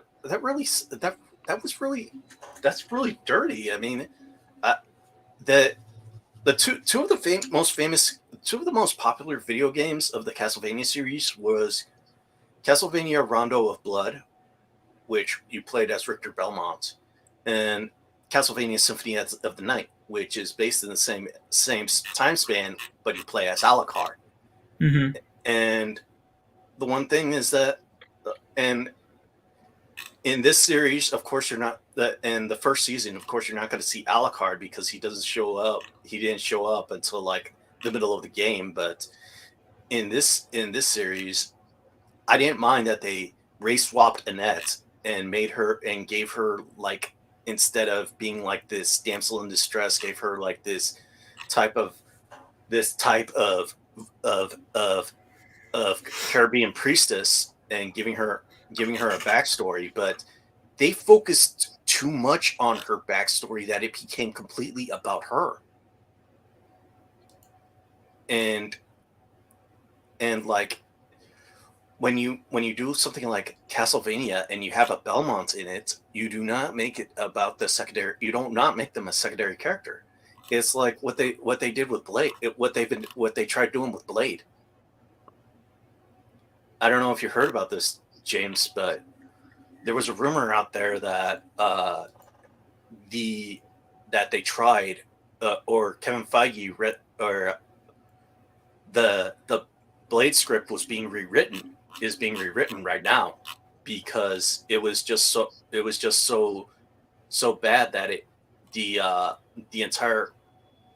caused the director to leave, and the actor who's to play Blade, he threatened to leave if the script was not rewritten. And it was basically like Blade was going to be the fourth important character in his own movie. Yeah. While his daughter was going to be the lead. And sounds pretty modern day Marvel. Yeah, and the thing was that it wasn't going to be about. It was basically going to be about feminist, like a female-led film with life issues. Yeah, that was kind of the I guess that was kind of the plan that they were going for with that, and those you can definitely explicitly see why why they had to go for the reshoot thing, because it's like, yeah, this isn't going to work, and especially I was mentioning this on our Sunday Hangout today, that I don't know if you've heard of Digital Circus, Jinja, but it's something that is on YouTube right now. It is really popular lately, but it's starting to kickstart this whole trope of girl failure instead of girl boss. This girl failure trope starting to probably gonna start becoming popularized now because people are getting sick of the girl. Yeah, it's problem when the pendulum swings as well too far. Mhm. You gotta Yeah, you gotta exactly. like have balance to it, and You got to so balance it exactly. So it's just like what I assume that you're having female characters that are going to be incredibly flawed with a lot of problems are going to be popularized now, and it's like that might be a good thing, but but if it's in the wrong hands, it's going to be messed up. And yeah, I agree. The pendulum needs to swing down the middle when yeah it comes to stuff Yeah. like that. I mean, it got so the story the script was so bad that the original director left, and Yeah, and Marshala Ali would threaten to leave if the script wasn't honestly, he rewritten. probably should have when he saw that script because it's just it. I just don't see how this could do well. I really don't see how this could do well. Maybe And I after think- after what they saw with the feedback with the Marvels, they'll start shifting. It might well, be too late. the problem is a lot of stuff is already in. It's already been done. Yeah, You know what I mean? the thing is with but they're still shooting with Blade. They had to. And the thing is, you can't outright do what Zaslav did and just cancel it outright, like what Yeah. happened with Batgirl. Yeah, I Yeah. saw. Did you see the Drinkers video about that? I did. Yes, I did. Yeah, Yes, they it said is. that It's they interesting. said that it wasn't so bad. That some of the character profiles was good, but the thing was Mhm. that why it was canceled was because it was cheap. It was the cheapest one,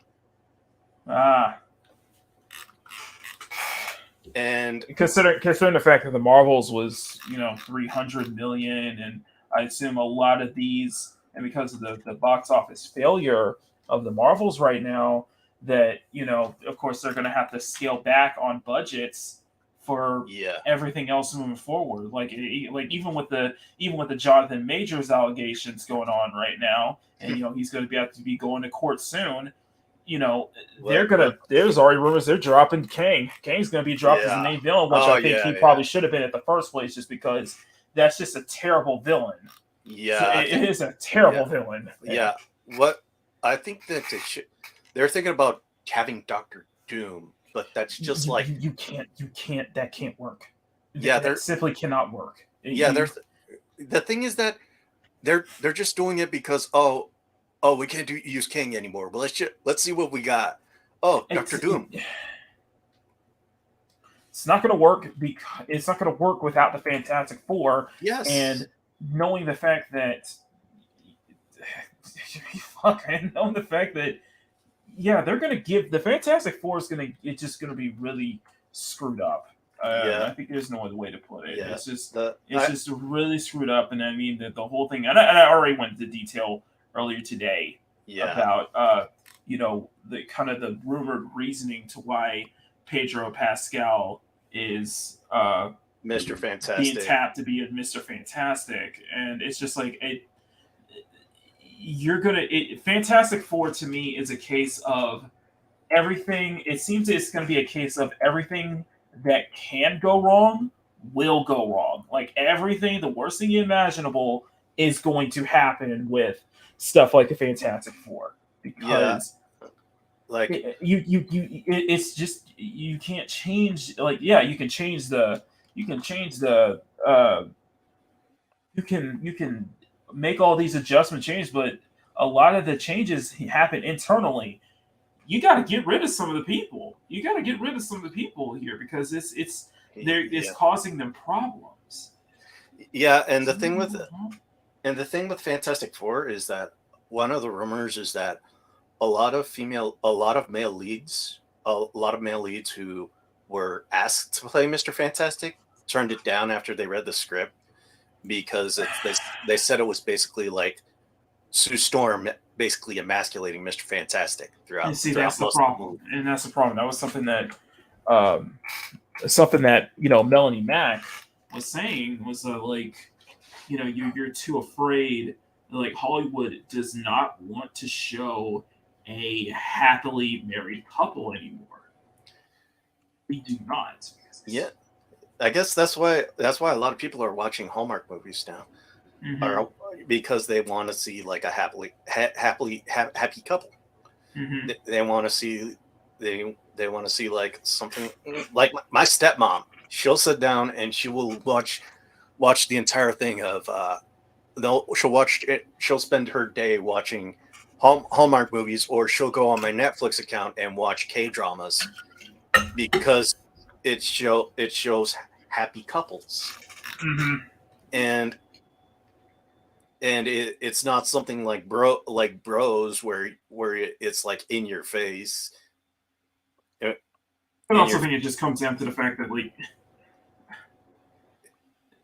Jinja, I need to ask you a question. Just for it. have you seen the Japanese McDonald's commercials? Oh yes, I look. I saw. You know what? yes, Here's my whole thing about all of this. Go for it. yes. I'm gonna say this, and don't be offended about this. Or well, Go you know what? for You it. Go can, for you it. can if you want to. Oh, I do not give any recognition, Okay. any amount of my attention Uh-huh. to anybody who says anything negative about those commercials because all they're wanting is Yes. attention. Yes. And I just They don't are listen to them anymore. those commercials. they're just damn right. Those are just so damn wholesome. They Yeah. are really wholesome. And I They're don't- I I love don't- them. I they're love supposed them. to- It's Yeah. like, they're so sweet. You could get a cavity from them. I know. Yeah, It's like, so wholesome. there's Yeah. no there's just people out there that just want attention by Yeah. and I just don't give them attention anymore. Yeah, I don't get angry. I just say, you know what? yeah. Do what you want to do. I could imagine that. I could No, imagine they are that incredibly first. wholesome. It is I could imagine with that first commercial, it's Jinja with his wife and daughter. I know, right?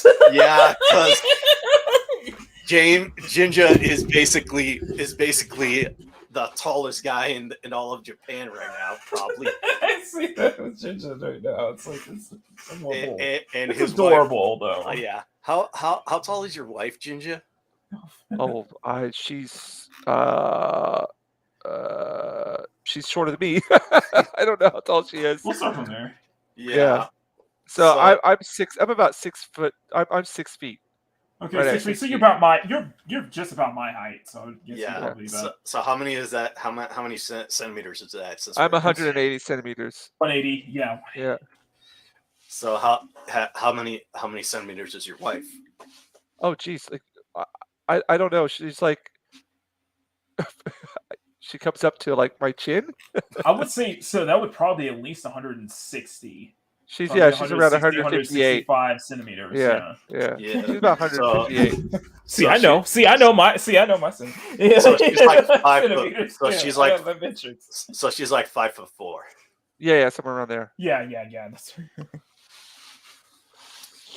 Yeah. yeah. Power. Yes, I know of that. Yeah. Because it's the internet. It's the internet. Yeah.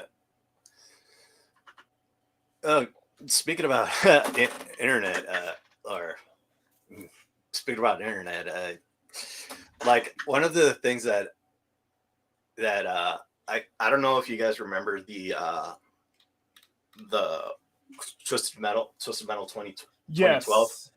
One of the reasons why they said that they didn't go with a full roster and give each character their own campaign Mm-hmm.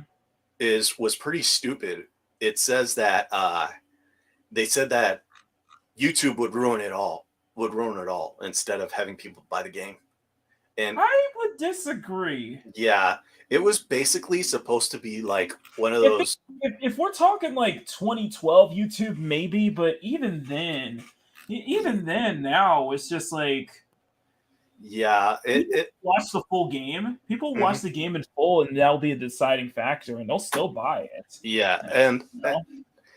and that the thing is that the whole reason why Twisted Metal the why Twisted Metal didn't have like a beefed out campaign was mainly because first it started as a download only game, and then they expanded it. Sony wanted expanded to a multiplayer only game, but they wanted so it would be like $40. But then they wanted the whole thing make it $60, so they added the campaign at last minute. And And see, that doesn't work. See, that doesn't work for me. It's like, no, you gotta come in with the campaign in mind. You gotta come in with single player in mind, and I think that's what we're seeing now. Is that there's a much. I'm starting to think that we're gonna see a much more growing push back to single player focused titles. I think it's because there was a time where it was like single players aren't viable. It was like, no, they've always been viable. They've always, and they will continue to be viable. So, yeah. Yeah, because of all the I remember just all the backlash that came out with Modern Warfare 3 that just came out because they said the campaign was just too short. And they were there's not enough meat, and it's like, yeah, and they were mainly focused on multiplayer, and I'm like, are you surprised? It's Activision. They only care about multiplayer. And it's just like, I hope with Grand Theft Auto 6 that they don't drop the ball with this one, but with I don't know. We'll see. We'll see. Yeah, but it's going to be the biggest game of the generation. Yeah, let's just get it out of the way. But if you can make fun of things like South Park does, like into joining the Panderverse, and still, hey Mads, yeah, if you can make fun of things like in South Park, and still get a lot of people riled up and laugh with you, then yeah, it's good. It should be okay. I mean, Grand Theft Auto 5 had an entire parody of the History Channel in one of their where they kept talking about how they made fun of, they kept making fun of Native Americans, saying how they should have been domesticated a long time ago, and they all did it out of parody. It was a joke. Nobody's gonna really think about that.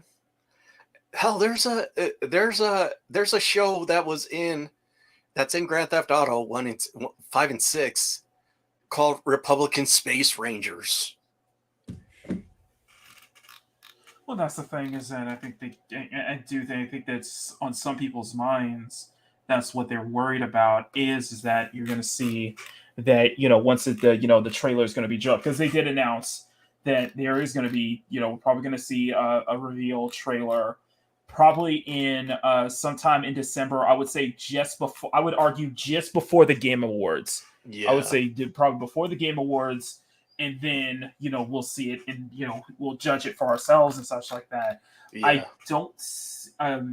I think that a lot of things that be on people's minds is that how's the online portion, because GTA, they've made so much money for the past, I want to say, decade off of just GTA Online alone. So they're going to be heavy with the microtransactions and stuff, considering everything that's been going on in pop culture and common stuff. Are we going to see a neutered, are we going to see something that is going to be more PC, something that is going to be, that's going to be either like taking softball jabs, or not taking any jabs, or specifically anything. It's not trying to offend anyone. It's just there's a lot of factors at play. It's still going to be a huge moneymaker, because GTA 5 was such this almost this entity in its own right, on how it it continued to top the charts for 10 years. It still was in the top 5. 10 years later, it's still being one of the most, and it becoming one of the highest selling video games of all time. It's just so much in there. Now there's this whole, and the thing is, Jinja, there's this whole thing against violence now. Like everybody's bringing up the whole situation. Everybody's bringing up with everybody's in fear of how violent GTA 6 is going to be and such like that. It's like, really? Yeah, I mean, Yeah, it's almost like a regression. It almost feels like what's going on in current climate has been like a very serious regression, where it's like, you guys can't disseminate fiction from reality and such like that, and make all these assumptions and this, that, and the third, and it's going to be an endless cycle. Yeah. Sorry. I think somebody was joking. I was like, that those days of like, when you had the crazies like Jack Thompson and such like that. Yeah, they're gonna win this one out. Yeah. Yeah. But that now it's on the other side of the aisle that's mostly complaining about this. Mm-hmm. Yeah. I think it's just a lot of people. Both sides to me are the same. It's just people in the middle that suffer. Two sides of the same coin, and the middle is going to suffer. Yeah. Everybody in the middle is going to suffer the most. I don't know if you heard this, McAnee. Speaking of the Game Awards, what, Hogwarts Legacy getting snubbed? Well, that and also Goodbye Volcano High was nominated. What, for Game of the Year? I don't know what they're nominated for, but they're in there. This is probably best indie title or something like that. It's and that I don't even know why it's in there.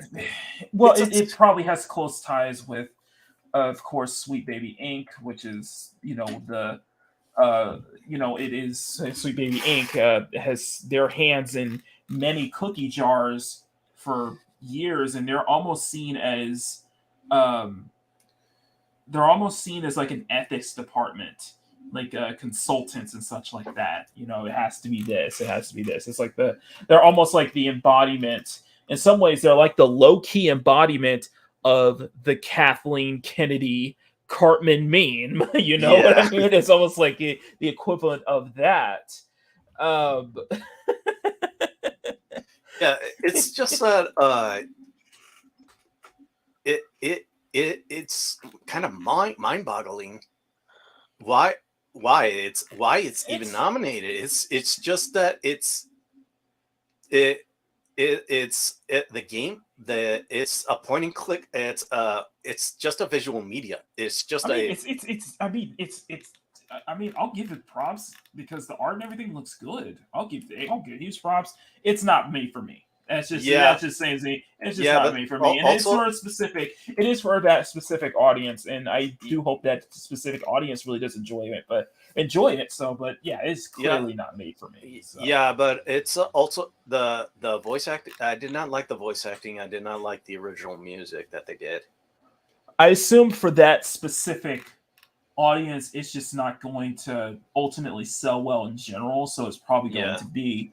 Even then, that's I'm probably going to look that up. Is Goodbye Volcano High? Is that like the current what? It's nominated for current. It's going to be nominated for Games of Impact, and the other nominees. Okay.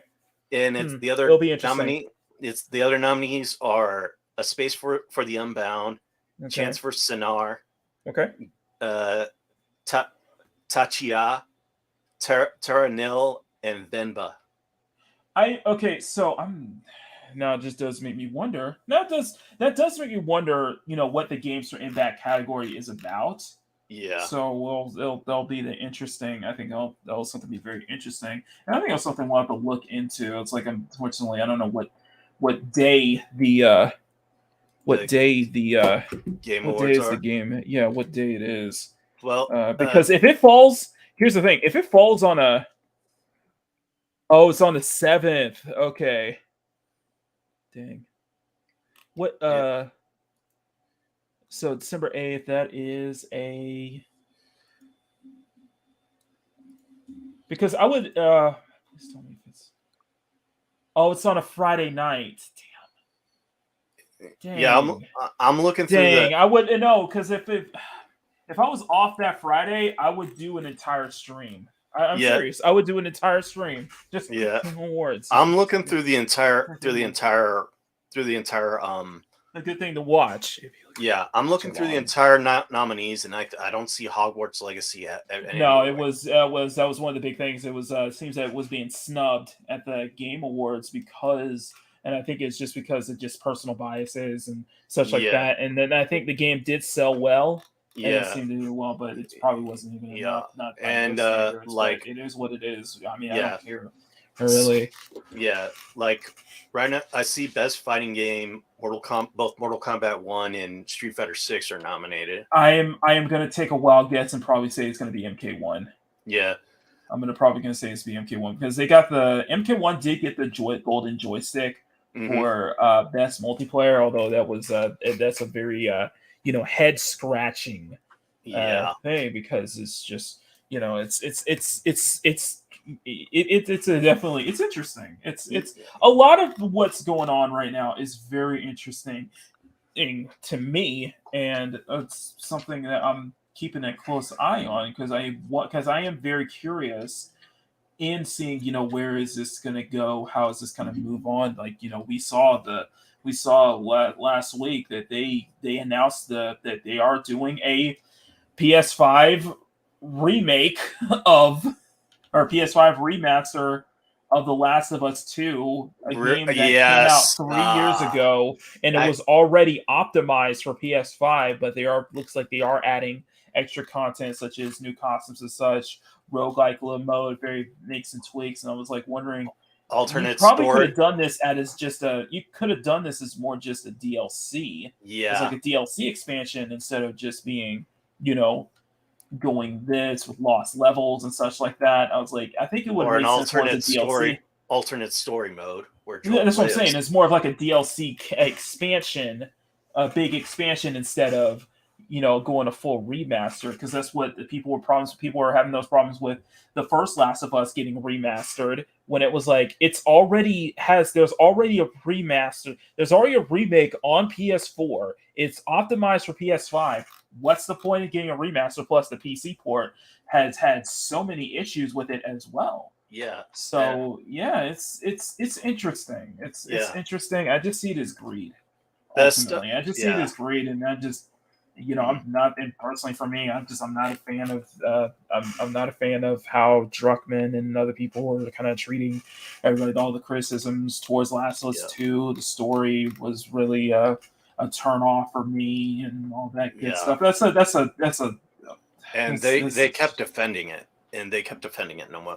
Yeah, it's just a can of worms. It's just I did not like the story at all. Yeah, especially considering the fact that there were so many moments in the first game that there were a lot of moments in the first game that were like really hard for me to watch again.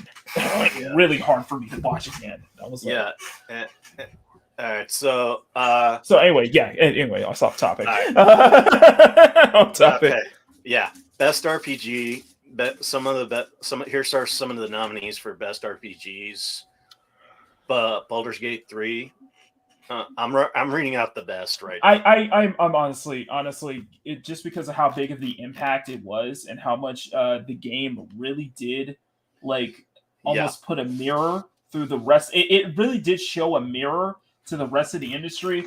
I am highly certain that it's going to be either Baldur's Gate or Tears of the Kingdom that is going to get the Game of the Year. I am very certain, because Baldur's Gate 3 was a big impact, and it was almost like such a huge mix-up for the industry. It basically almost showed the industry a mirror and tell them, it's like, listen, you can make a full-price game, you can make a fully complete game and not screw customers over. Yeah. We could joke about the bear sex and everything, whatever. Yeah. It's just only a thing, but you know what? It's totally fine. Yeah. As much as I joke about that, it's like, that's totally fine with that, because it's just that sense of freedom. You get that sense of freedom and choice. Hey, go for it. And plus, it really did show that it's like, okay, you can go back to the days of, the early days of the PS2, Xbox, and GameCube era, back during the 6th gen, where you were limited by budget, you were limited by technology, and you made a complete game. The focus was making a complete game and making it feel like a complete game. Yeah. And not tackle any DLC on it and such like that. All right. You know? Game of the Year, the nominees are Alan Wake 2, Baldur's Gate 3, Baldur's Gate 3, Marvel's Spider-Man 2, Resident Evil 4, Super Mario Brothers Wonder, and Legend of Zelda Tears of the Kingdom. It's going to be either Tears of the Kingdom or Baldur's Gate 3. Yeah. Me personally, I think that Alan Wake 2 and Spider-Man 2 shouldn't be on this list. Reason is because they're too recent. Mm-hmm. They were released because both of them were released in October, and I think that's just way too recent to be. I think that should be like a cutoff. Since the Game Awards in December, it's like anything before October is qualified. If it's too close to the day of the Game Awards, then I don't think it should be qualified. Be in consideration. I think it should be moved over to next year. Oh, here's something. That's just my personal. Here's something I've seen for best new category, best adaptation.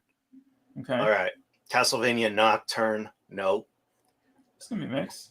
Gran Turismo, The Last of Us, Super Mario. It's gonna be The Last of Us. The Super Mario Brothers movie, and Twisted Metal. I'm going to say it's likely going to be either The Last of Us or Castlevania Nocturne, but I think it's going to be The Last of Us. I think The Last of Us is probably because it's the most high profile out of all the adaptations this year. The Last of Us is likely the most high profile adaptation and the one that critics are going to be hitching their wagon towards more than they did more than Super Mario. And although Super Mario film was a huge hit, and it was an excellent. I've heard, it's an excellent film. I don't think it's going to be Castlevania Nocturne because with Castlevania Nocturne, it was very divisive, and it was very divisive. But The Last of Us show was also divisive as well. That's the thing. Yeah, but but with The Last of Us, it was more of a that some people actually liked it. Some were like, take it or right. leave It was just like certain episodes of the show were just like very different. But with Nocturne, it was it turned people completely off. Because you look at the Rotten Tomatoes, you see the critic score and you see the audience score. And that's all you need to see because the critics are praising this while the audience hates it. And that's for a lot of things, though. Yeah, but that's for a lot of things, man. And a lot of things, and I don't even trust Rotten Tomatoes because it's been proven that they pay their critics. Well, of course, I mean, obviously. But of course, I don't think they got enough money to.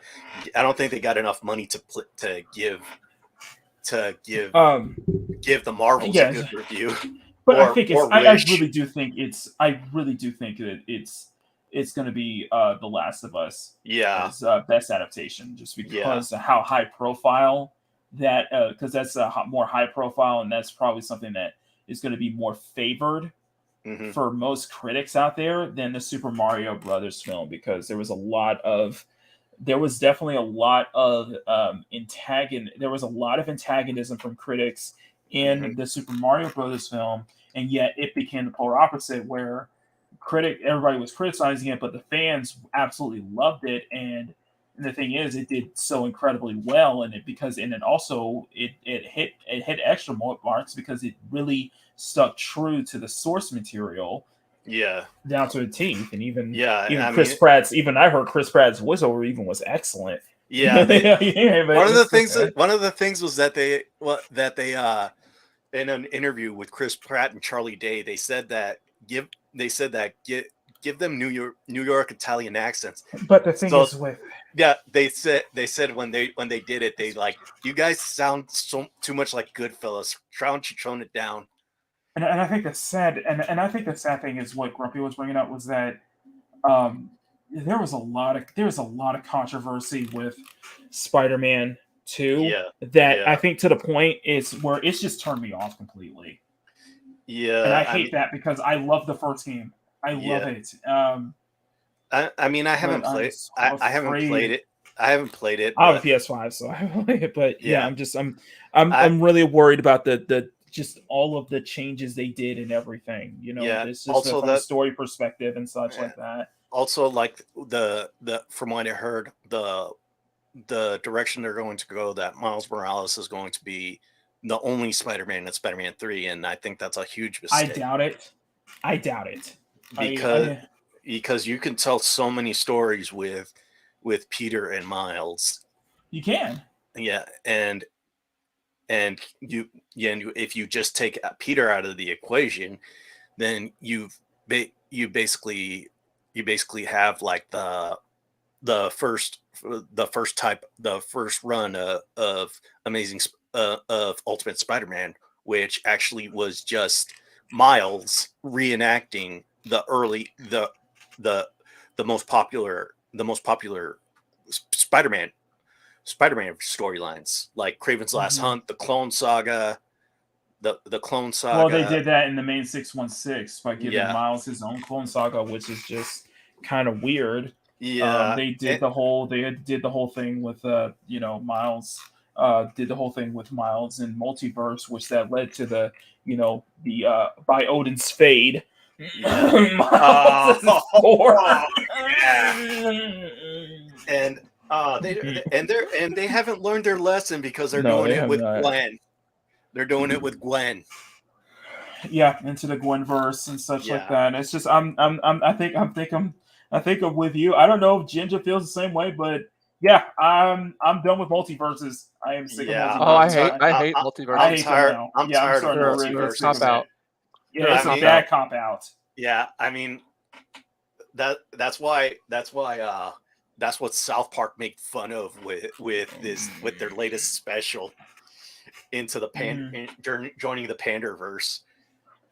Okay, best RPG: Baldur's Gate Baldur's Gate. Baldur's Gate 3, Final Fantasy 16, Lies of Baldur's Gate P, 3. Sea of Stars, and Starfield. It's going to be Baldur's It's Gate gonna be 3. Baldur's Gate 3.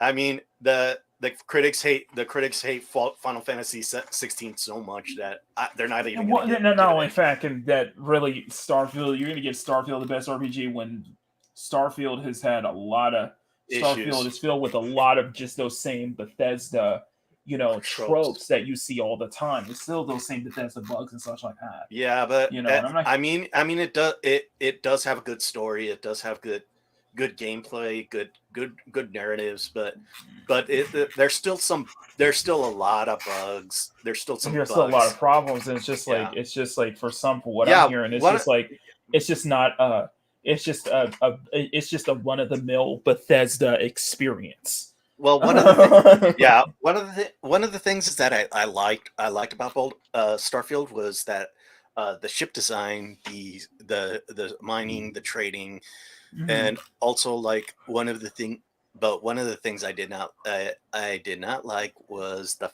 fact that they did not have a freaking local map. Yeah. See, this is just there's still so many like different problems with Yeah, Starfield right now, and yeah, that was one of the more anticipated titles yeah, this year, actually. yeah, and I actually talked about this with my brother-in-law. We were sent because there was a video out there that's saying that Bethesda might lose money with Starfield because people might actually I'm not surprised. with Game Pass. People might go forego buying copies and just download it on Game Pass. Well, But that's the problem, and that was the yeah. Okay, see, Benito, that's the thing. That's going to go into another. That's going to go into another issue, and that was one of the biggest things that's been going on in gaming. I'm sorry. I feel like we're taking over Jinja's Yeah. show right now. yeah, and this is supposed I'm to be so the 100th sorry. stream. Yeah, this is supposed to be the 100th stream. I know. I feel bad, Jinja. Yeah, a me number. too. It's just a number, No, I'm just drawing away. You guys painting away. You guys just keep on talking. It's Well, cool. I'm still drawing too. I'm just Yeah, me too. I don't play games. I don't play video games at all. So can't participate in the Yeah. No, conversation. I get that. I get that. I'm Yeah, sorry. it's I okay. just I feel bad now because I'm like, oh, we just taking Yeah. over the stream. I was like, Yeah, hey, let's I like it better okay, when Eric was here. I was like, damn it, where's Eric in France? yeah, why don't we change the subject? Exactly. Okay, Jinja, what can we expect at the next con? Well, I'm doing. I've got a lot of stuff in mind that I want to do by the time that it happens. I don't know if I'll be able to get it done or not, but I've got these ornaments that I'm making. Oh yes, I saw those. Yeah, they're fun. They're and I've got this idea. I want to make my booth like an experience, not just Exactly. like, oh, hey, here's an artist. Not I yeah, want to not make it just like a regular for- artist booth, but an actual experience. Yeah, so I've got this idea of like a place where people could take photos. I want to make it like a life-size Batman Ooh. picture for people to take photos next to. Oh, I'm going to do it monotype style. So yeah.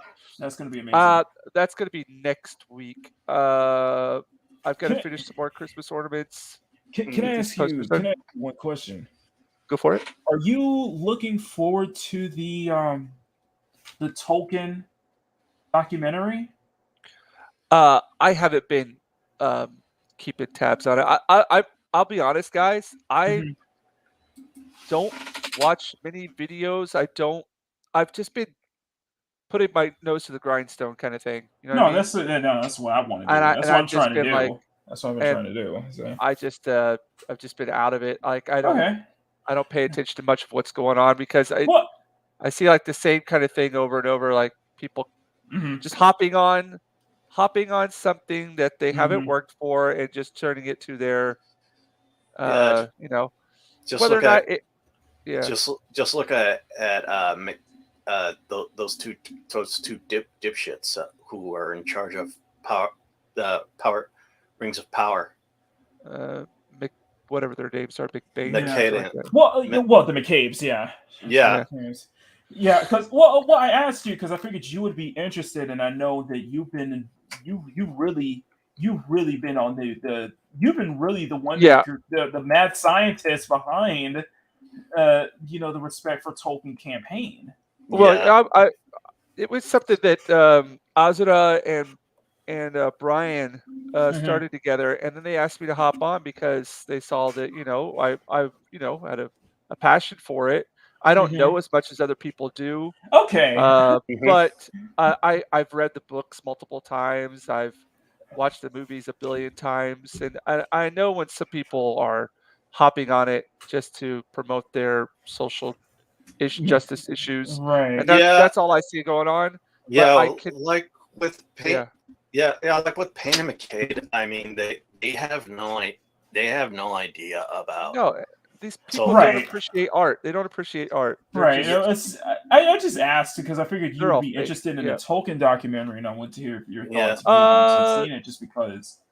It's gonna be on, I don't know. It's gonna be on It's gonna be on Amazon, so they're only gonna push their narrative. Well, the thing is that's the problem because it's that if you're gonna do a documentary on J.R.R. Tolkien, you have to bring up his Catholic faith because that was the main crux of how Lord of the Rings was created. Yeah.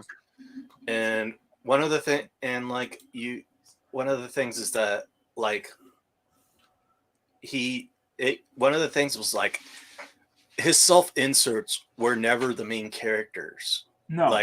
His self, if you look at the Hobbits, some of the self-inserts were the Hobbits. His self-inserts were the Hobbits. Bilbo Baggins wasn't the main character. It was Thorin Oakenshield, even though it was named the Hobbit. Frodo was the main character. His self-insert was Samwise Gamgee and Merry and Pippin, and that's why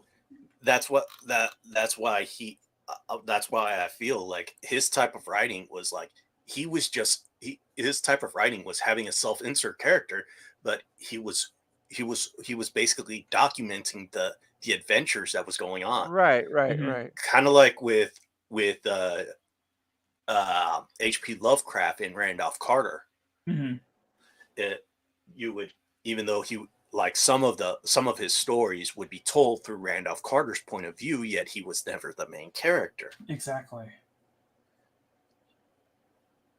So it's like it's like Payne and McKay. They just don't they with what the bastardization with what they did to like so many characters like Galadriel. They only got that from one line saying that she had the eyes of a commander, and they made her an entirely different character because of one line. Oh, I'm sorry. What were you saying, Matt? Well, I was gonna say, well, just keep in mind is that you are gonna be seeing more of that because Embracer Group, they do have IP. I think they do have IP rights to Tolkien Estates and such like that. So you're gonna see more of those kind of things going on, and it's you see it like everything else. You just gotta look at it. Yeah, kind of like you have to take it with such a mountain of salt. it's kind of they're gonna put up they're gonna make another game. They're gonna have another studio make a game where the studio goes out of business like they did with Gollum. Yeah, it's just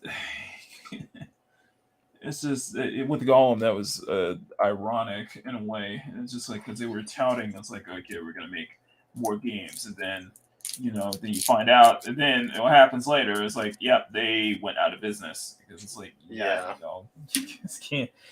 just can't, this can't work, this just really cannot work. And plus, what like Amazon's rights to Amazon and that's right, Amazon and Embracer Group, their rights might be in trouble because New Line, Warner Brothers and New Line want to make new projects based off Lord of the Rings, so their rights might be in trouble now because David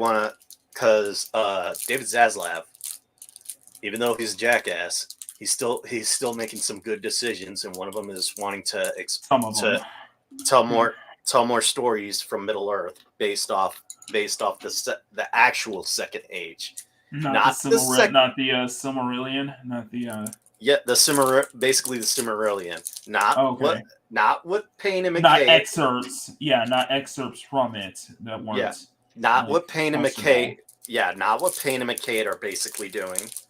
They're basically doing it from the actual Silmarillion. Mm-hmm.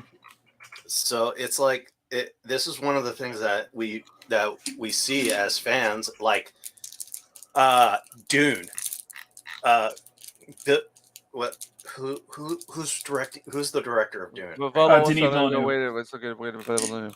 Denis Villeneuve. Yeah, Denis Villeneuve. Just like you can. I'm not even gonna bother pronouncing his name.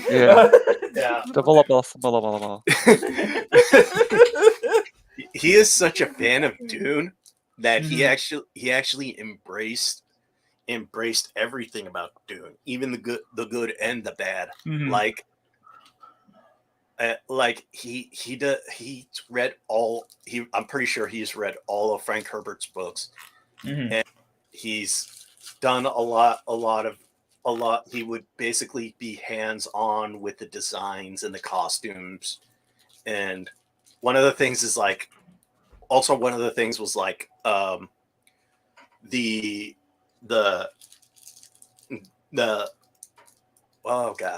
still suits. He got most of the design from David Lynch's Dune. Mm-hmm. And one of the excuse me, one of the things is that he actually the death of Leto Atreides was basically more from the book, because he tried to kill the Baron by using using the poison in the tooth while the Baron was close to him, but he was able to save himself from the poison from the personal shield that he had. And that was basically an excerpt from the book.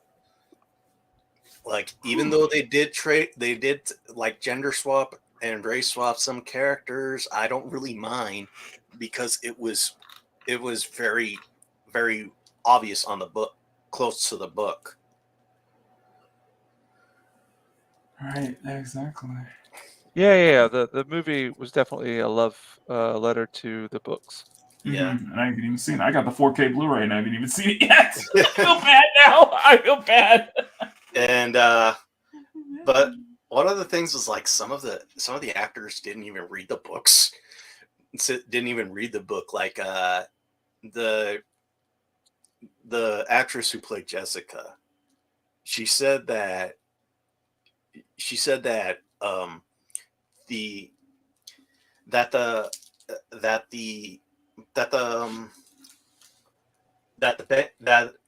Bene Gesserits? No, she said that Frank Herbert wrote it since he was writing in the 60s.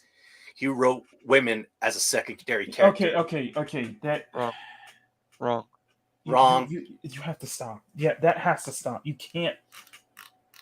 can't look at everything through a modern lens. Yeah, and that's the problem. That's what gets us. That's what puts us in this issue in the first place, with all these unnecessary problems in the first place. Because it's like you can't look at everything through a modern lens. Yeah, and when I heard that, I was like, "Have you read the book?" The Bene Gesserits were like the Jedi Order back in that book.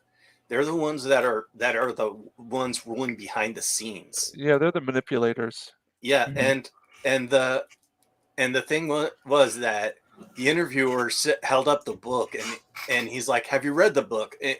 He's like, "I'm rereading this book so I can for the film." And she's like, "Oh," she's like, "Oh, really? Have you?" And he's like, "Have you read the book?" He's like, "Oh no, it's just too long for me. It's like a phone book." I'm like, "Yep." There's your answer.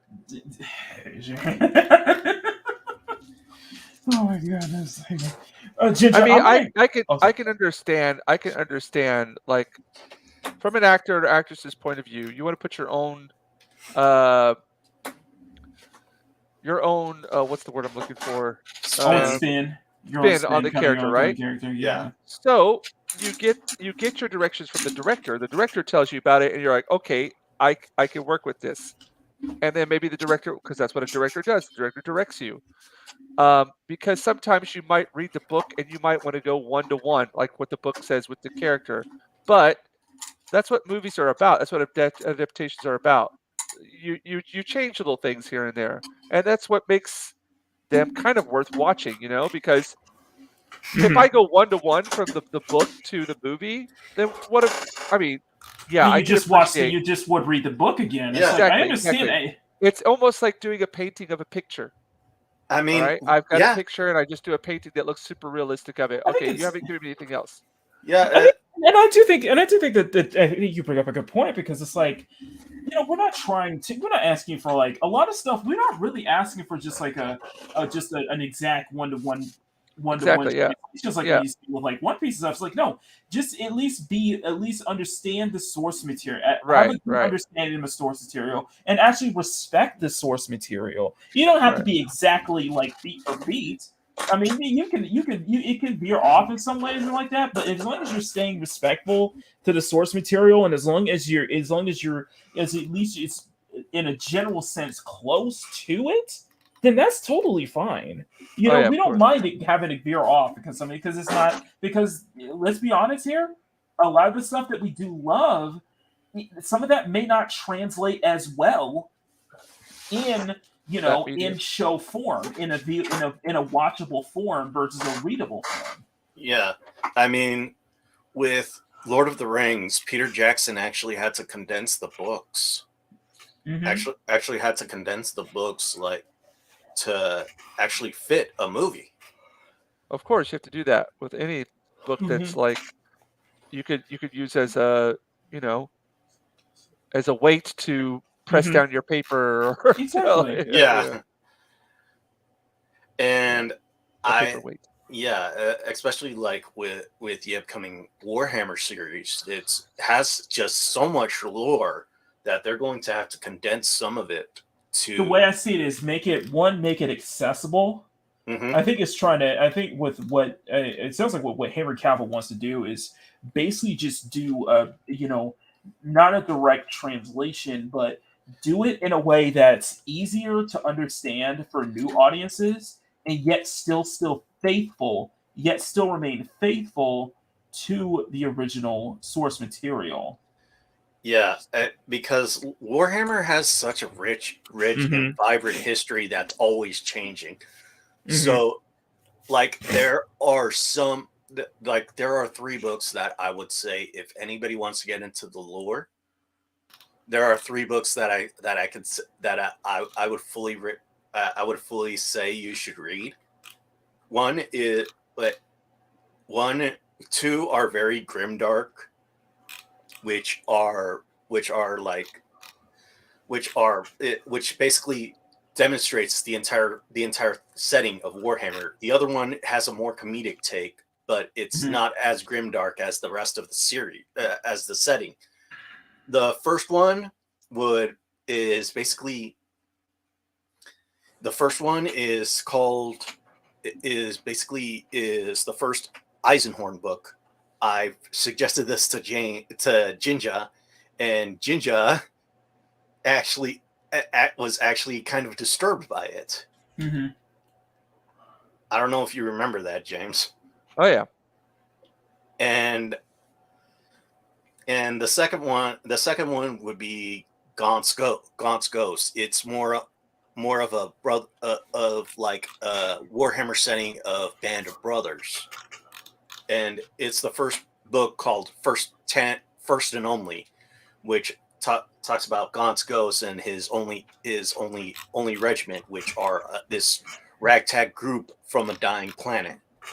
And then there's the Caiaphas Cain books, which are a more lighter tone, more comedic take on the Warhammer setting, which actually works pretty good.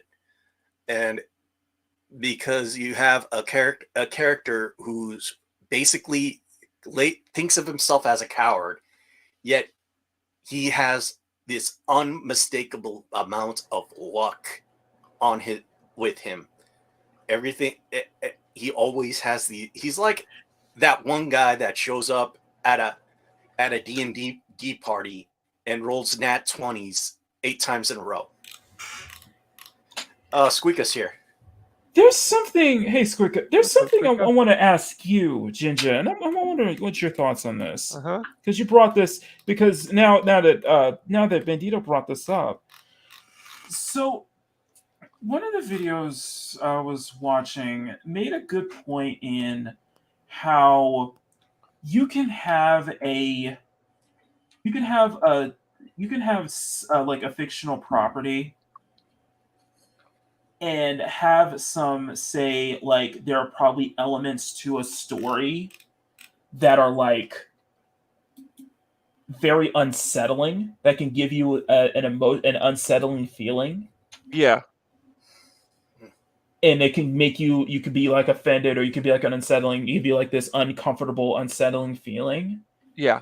But yet it entices you to keep wanting to get more into it. Yeah. Do you get the sense that it's lost now? That like the people are too afraid, that we're too afraid to kind of go for, moments of unsettling in fiction because, we're too worried about how people are going to react to it. Well, I mean, games of A Song of Ice and Fire did that expertly. Yeah.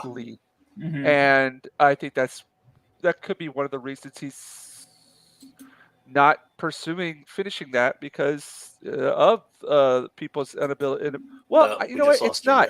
Well, what I'm saying in the sense that it's. Huh? You're right. You're right. Yeah. But what I'm saying is like. What happened? I lost connection for a while. Oh, you said you lost me. I was like, oh, I'm still here. No, I to be honest, Mac, I really don't think, whenever you say people, and I think this has to deal with most of modern issues, it's not a lot of people. It's a very, very, very, very, very small group. very small vocal minority. And what happened is a lot of people just jump on the bandwagon because they want to, be with what's going on, be with the in, okay. and they don't actually believe what they're right. But preaching about. let me say this. Yeah. In an RPG, I guess another good, and I guess a good, better analogy would be in an RPG. Yeah, and it doesn't have to be. It could be a game or it could be like tabletop. But in an RPG, you're put in the shoes of a character who's, they're going to be doing. It goes into a scenario where like you have to, do this unsettling thing. In an RPG, it's like you're living vicariously through the character, right, that you're playing as. Do you feel that it's kind of lost, like that willing to go there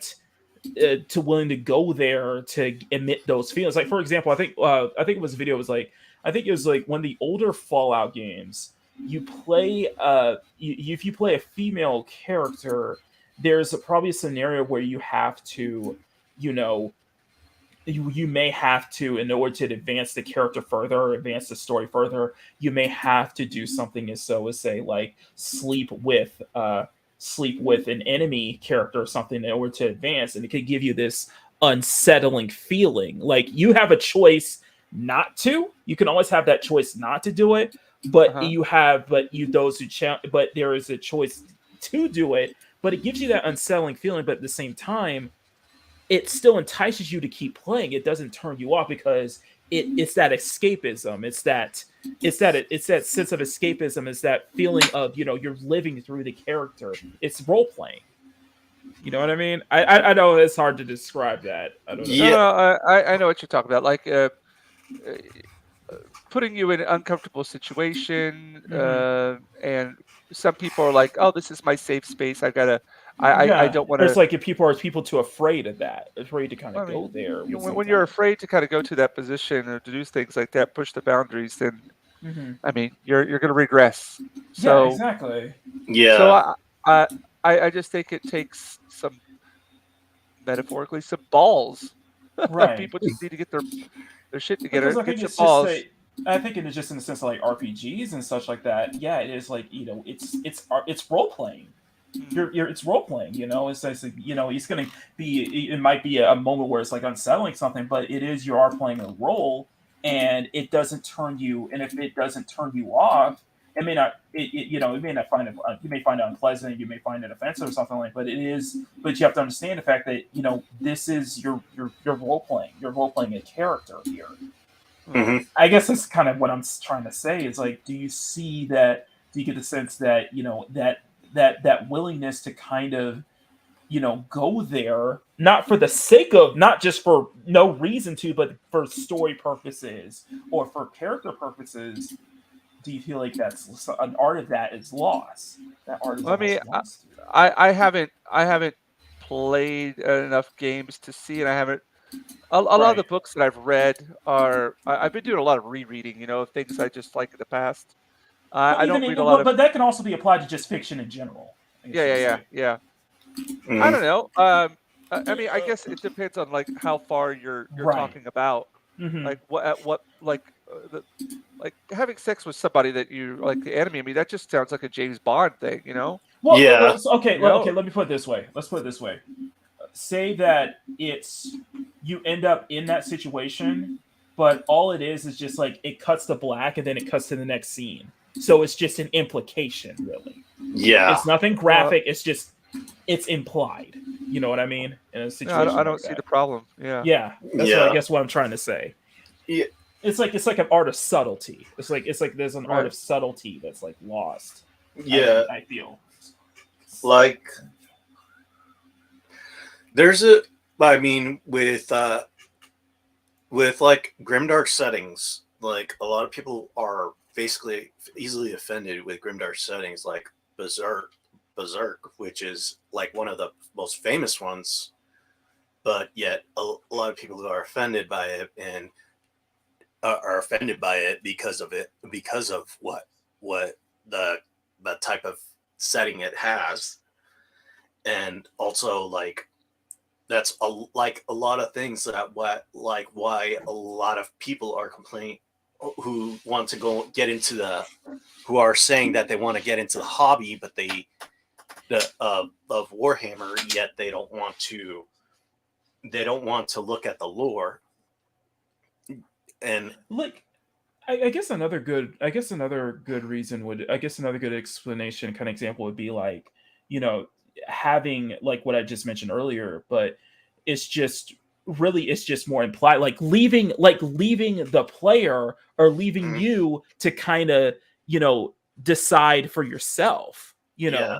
Was it implied, or was it like it's not in your it was like it's not in your face about it. It's like there are dark elements, but it's subtlety, and it leaves you to kind of think, you know, it leads you to kind of think to, you know, what did you do that or did not, you know. I feel like that might be a lost art in a way. Yeah, I mean, well, power brings this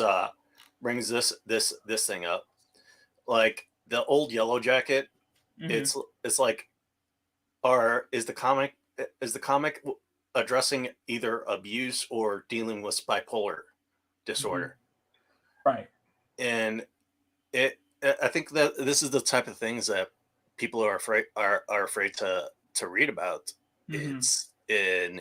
It's just like it's just like a lost, almost a lost media, because you do have like famous works that are basically grimdark Mhm. and deal with these things, like well, yeah, power brings another one up, Invincible. That, like, Mhm. it's a Yeah. lot darker in the comic book. Yeah. It is a lot darker. You deal with Mhm. teenage pregnancies. Yeah. You deal with teenage pregnancies. You deal with rape, when Mark was actually the one that was in a struggle snuggle, Mhm. and you deal with So there were was it like implications, or was it like fully like in your face about it, like, you know, yeah, not they didn't subtle though? show anything about. They didn't show the actual act. They just showed them fighting, and then they It's almost like landed. an act, like I said, like I guess what I was reading of is kind of like the art of subtlety. Yeah, and Subtle, you know? they actually landed in a crater, and then like it goes to another part of the story, and then it goes like back to Mark and the character Mhm. that actually induced the struggle, putting on Mhm. her clothes back on, and Mark is just huddled up, and you get the implication that what just happened. What just And happened? Yeah. yeah, but then there's other there's other like works that go way over the edge, like Yeah, and I guess part. I guess in a sense that, do you get the sense that, I guess that's the kind of the general thing that I was asking is like, do you get the sense that it's more, there's a lot more of, you know, is there a lot less subtlety going on in fiction now than Yeah, it was? because It's like, like it's not kind of letting the audience, kind of like not letting the viewer or let the reader kind of decide for themselves. yeah, it's kind of like with The Walking Dead. Mm-hmm. I loved that series when it first came out, and but after like the fourth season, I just turned off because it veered so far away from the source material that it was just playing itself so safe, and it just turned me off. I mean, I did not want to finish the series, and Mm-hmm. not even like Fear the Walking Dead, where it showed like the first where it showed like the genesis of the zombie outbreak. I did not want to watch that because I was afraid that would Mm-hmm. just steer it to be too safe. Mm-hmm. And it's just, I mean, that and I think this is why Garth Ennis, who wants to who created Cross, he does not he thinks he isn't going to, he wants to make the film himself because he doesn't trust any other film company, because he's afraid they might take so much stuff out from his comic book. And the comic book was very in your face, very violent, very brutal. And I don't know if you read Crossed, but it is just so disturbing. Like, after reading the first few issues, I felt like taking a shower. But it never. What was it? Like, can I ask you this? Was it something where it's like you just wanted to stop reading? You wanted to keep? Did it want you to keep reading though? Yeah, it did. It did. There were some storylines that just made me want to keep reading, and there was also another one that made me want. That was a very violent and disturbing comic book. Was Miracle Man. Man. That actually kept me reading, and even though it implicated like child abuse and SA, it made me want to keep reading because the story was just so intriguing. Okay, it's just something I figured I asked just because I'm thinking to myself. I was like, with Midnight Rush and such like that, it's like there are some elements there are some little dark elements there, but it's not in your face. But it's more done in a subtle manner. It's kind of leads you to figure it out, figure it out, and see it yourself. It's like done like almost say if two characters do end up sleeping together, it's not the full act isn't shown. It's just implied. It's almost implied. Yeah, implied. Yeah, it's like implied in a page or in a panel later. Implied in a scene later. Like, I learned this that one of the things that Henry Cavill left The Witcher was that they wanted to do like a full on lovemaking scene with Ciri, and he did not want to do that. He did not want that to happen because yes, Ciri did have a love scene with another woman, but it was a fade to black moment in the book. Yeah, it was like fade to black. It cuts to black, and it just cuts to the next scene. It's just not. It doesn't show the full act or anything. But it is implied. Yeah, but they insisted on having it on them having it, and that's why he left. And that's what I get, and I think that's what I was. That's what I was saying was I think that there's an art of subtlety that is lost nowadays. Yeah. Since I think it's an art form, it can be an art form. It can be doing this. Well, it is what it is. Yeah.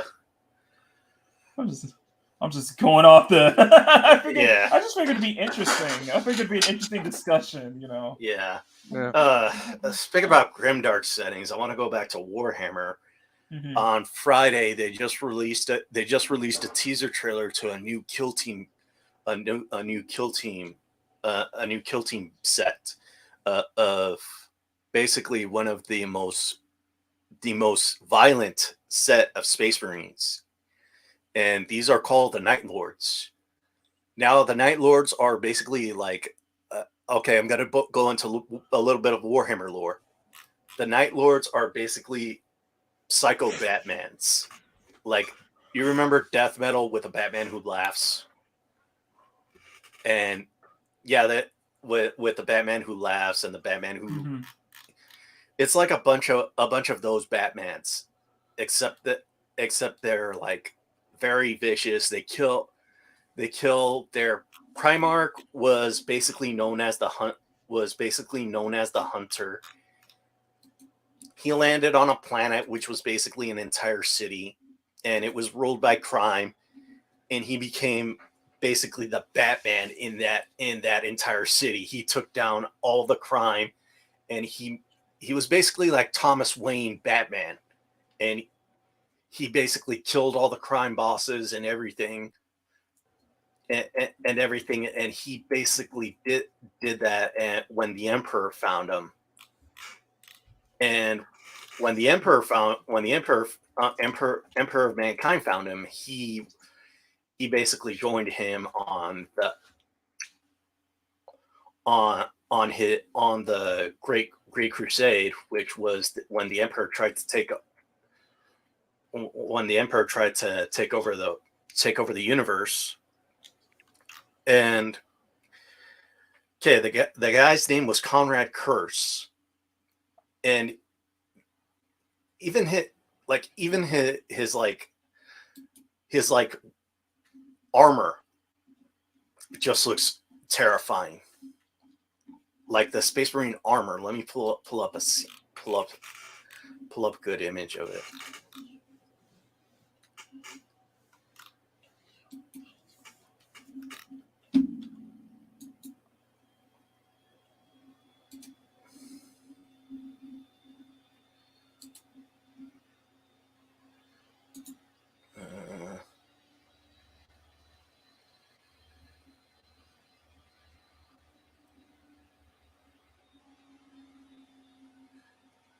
There we go. That's a good one. All right.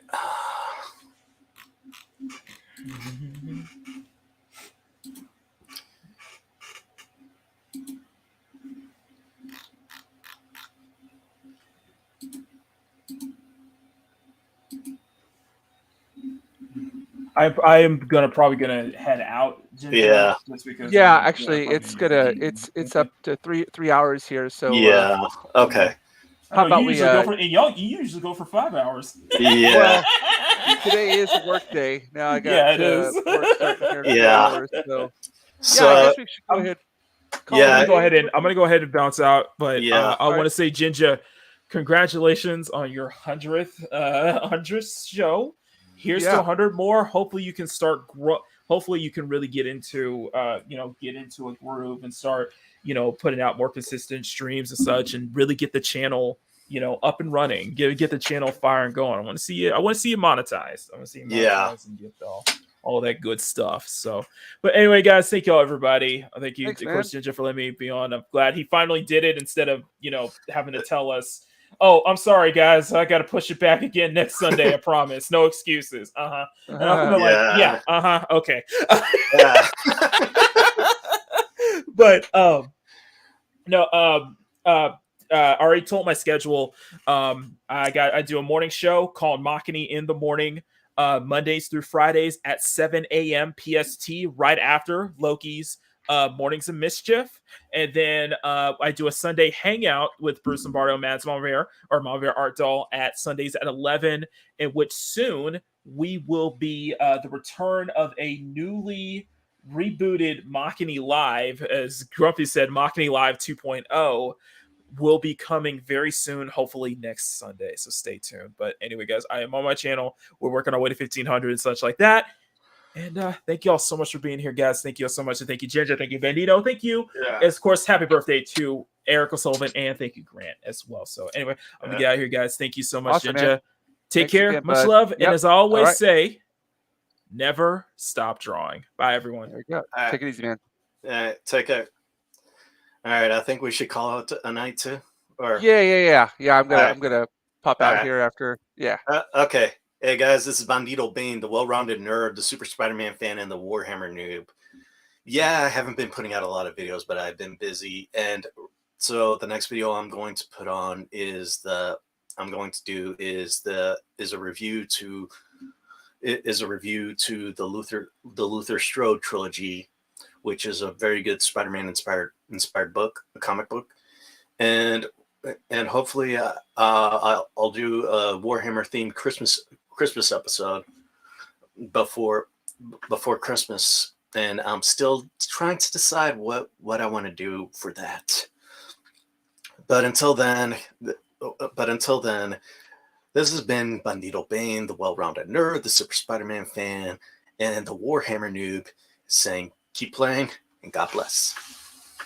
Awesome, dude. Thanks again for coming on and Yeah. being a huge part of the show Yeah. for all this time. Yeah. It's always my pleasure, dude.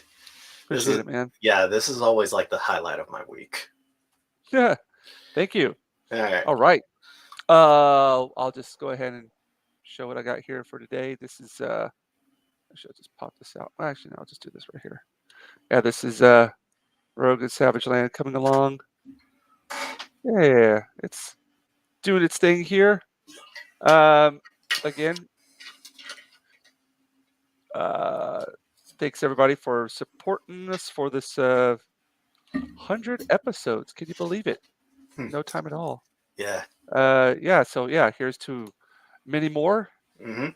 up and coming, to success for everybody out there. Keep working hard.